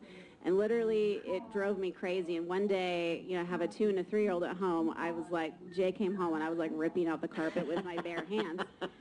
And it's just because, we had the big picture in front of us, which was like, we're going to reinvest in the business, do this, reinvest in rental properties. And we don't need all the accoutrements of wealth, and we still don't. No. I drive a Volkswagen or whatever, and I don't care about that because I know, just like you did, you know you're wealthy, and you don't need to show it off to anyone. No. And I think in this business, it's a struggle. A lot of people feel that pressure where they got to have the BMW. And actually, I have a perfect story. I had a good friend over at the Southwest Market Center who was really struggling with leverage in his business, and so he said, "I'm going to take you out for lunch." And so we got in his new Audi A7. And we drove to lunch, and he was saying, I just don't want to pay an assistant that much, and blah, blah, blah. And I said, well, we're sitting in your EA right now because you just bought this new car. He's like, what do you mean? I'm like, we're sitting in your executive assistant right now. You get that, right? That's awesome. And what is it, how much money is this car going to make you? Yeah. Trust me, not as much as a great EA. So, yeah. Exactly right. That's a great story, by the way. Okay, so you wanted to jump to profit share. Go ahead. Well, I mean, that's the trick is in reinvesting in the business and people, which you've role modeled constantly about how long. I remember when you took the first big sums of money out of the business. Mm-hmm. I think it's the first time you'd ever taken $1 million out of this business. Oh, yeah. And I was like, are you kidding me? And it was because you'd always reinvested in the next person, the next thing. And we tried to do our best to live that. And one of the big things that blindsided me was profit share. Because I started working in the company in 2000. Mm-hmm. Every single year I had to sit in a profit share class. And it wasn't until 2004 that I ever got my first recruit. And I remember I was sitting in a restaurant, wasn't trying to do anything. We were talking about work. Our waiter overheard us and said, are you talking about real estate? And I'm thinking about getting my license. And I offered to take him to lunch. I paid $45 for lunch at Z Tejas. He got his license, sold one house. I got an $87 profit share check, and then he left to become a drummer. And nothing happened for another year, but I remember that being that moment where I was like, oh, wait, I just had to take someone to lunch, and I got doubled my investment. Yeah. I mean, $87 didn't change our world. Yeah. I remember thinking, wow.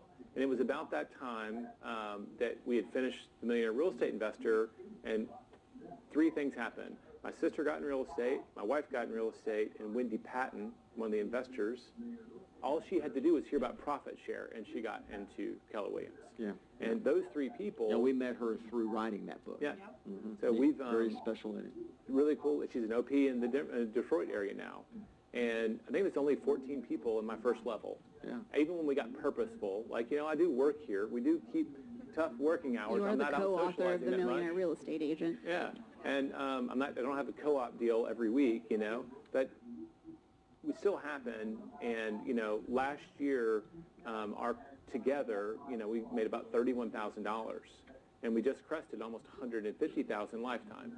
And it's gotten to the point where, we look up and I wish we had gone back and separated it out into its own account forever, because it was just getting commingled and we were using that precious money on groceries probably. And I wish we had separated, because last year was the first year we really separated, and we looked at our ranch, which is the expensive thing we bought before we'd really earned it because of where our kids were. Mm-hmm. And you realize that profit share paid entirely for our ranch last year. Like, this was a luxury item that we got to enjoy courtesy of this system. Yep. And, so it's one of those things, like when you look at, I know Abe made you do an exercise about, it's like, and Linda did this exercise. It is, in terms of ROI on your hour, it's an amazing wealth building tool.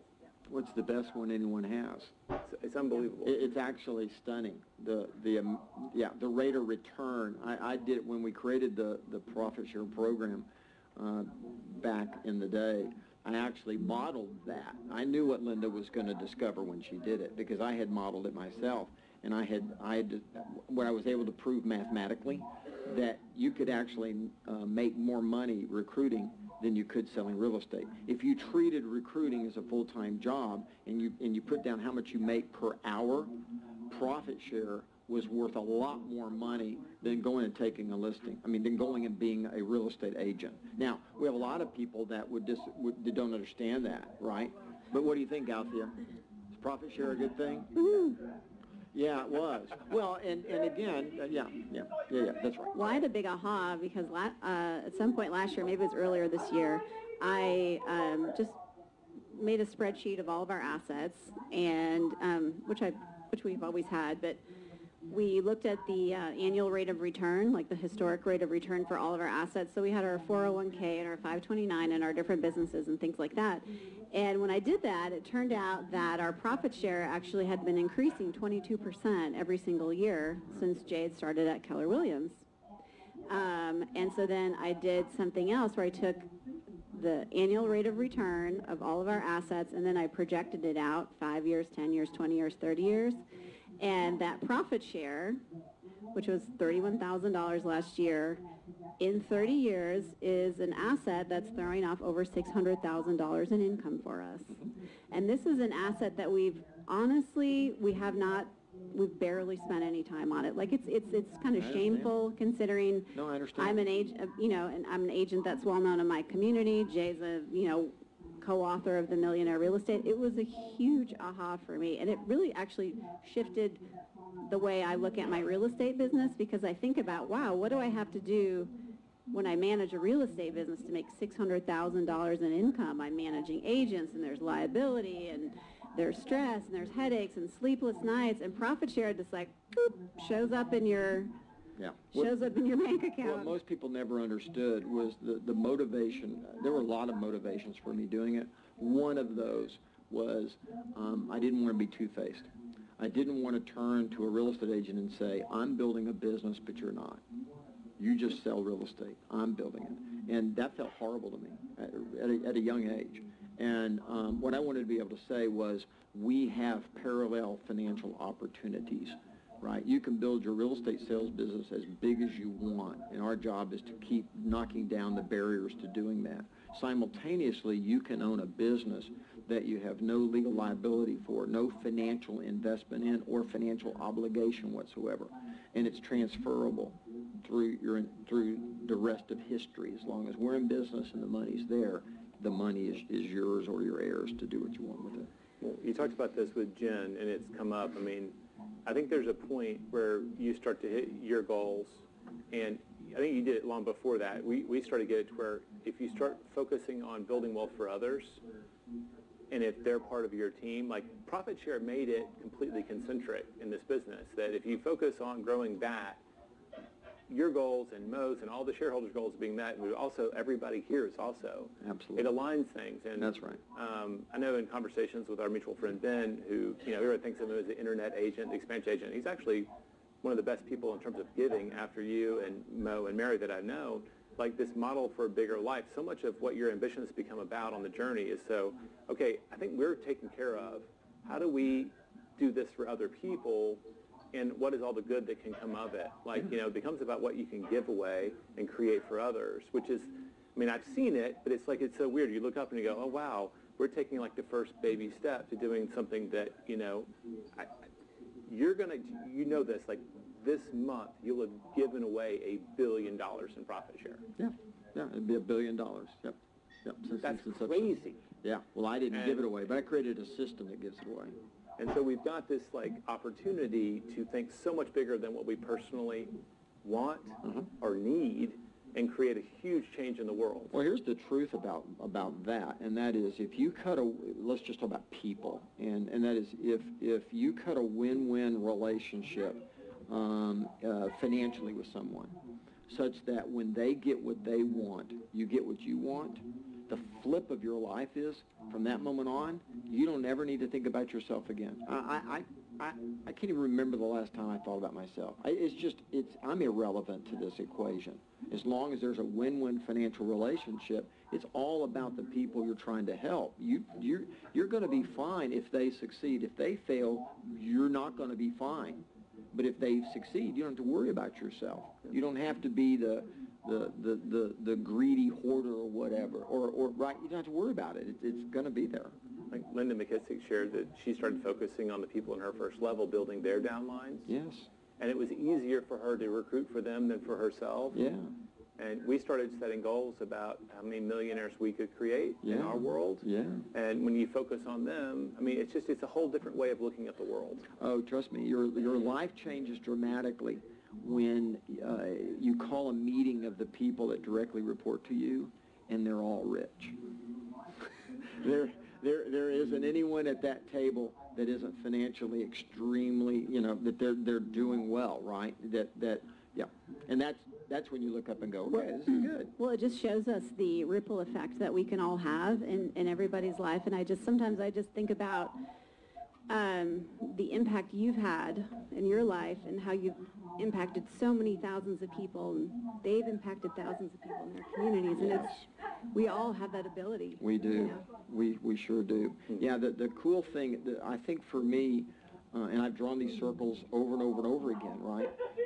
If you draw those 5 circles beneath you, and you decide that every one of them is going to be financially wealthy, and that you go to work for the people that directly report to you to build their wealth, everything happens, and it's the most fun possible to do that, right?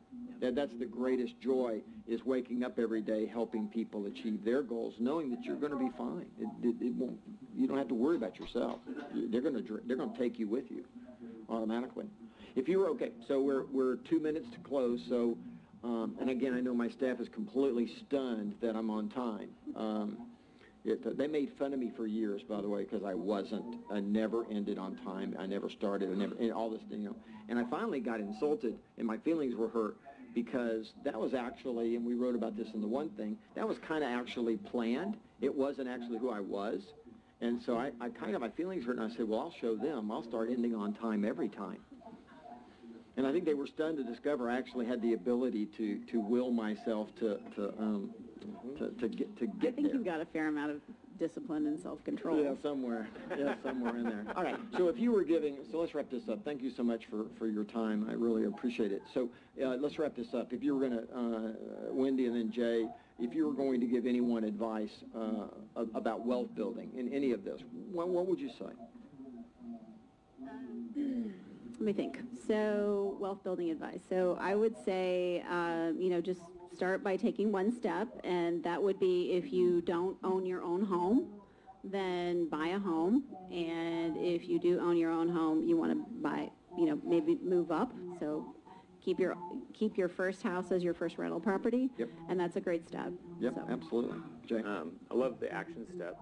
That's where we started. I think I would just encourage people to start up here.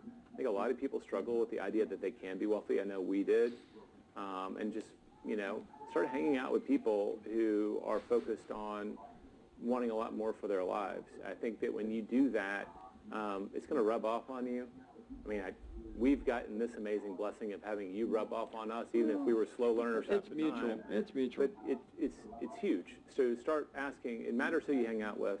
And if people are on this journey, they're going to carry you forward all the times you don't know what to do. Yep. Like we learned how to, mow and then you in different, you'd always think I'd go back to MREI, but I forgot about mow. Like I learned about net worth early. Yeah. It matters who you hang out with.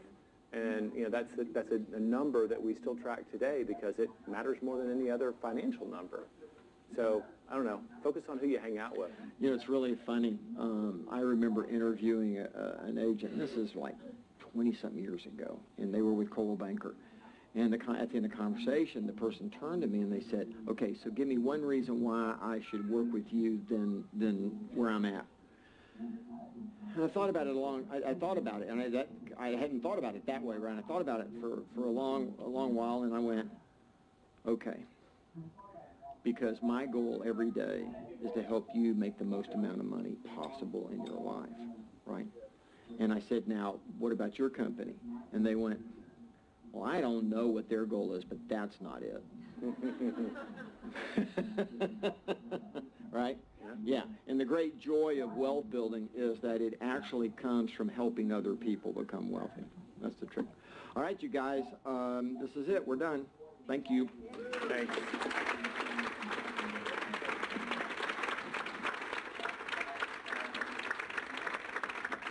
And we did it on time. Yeah!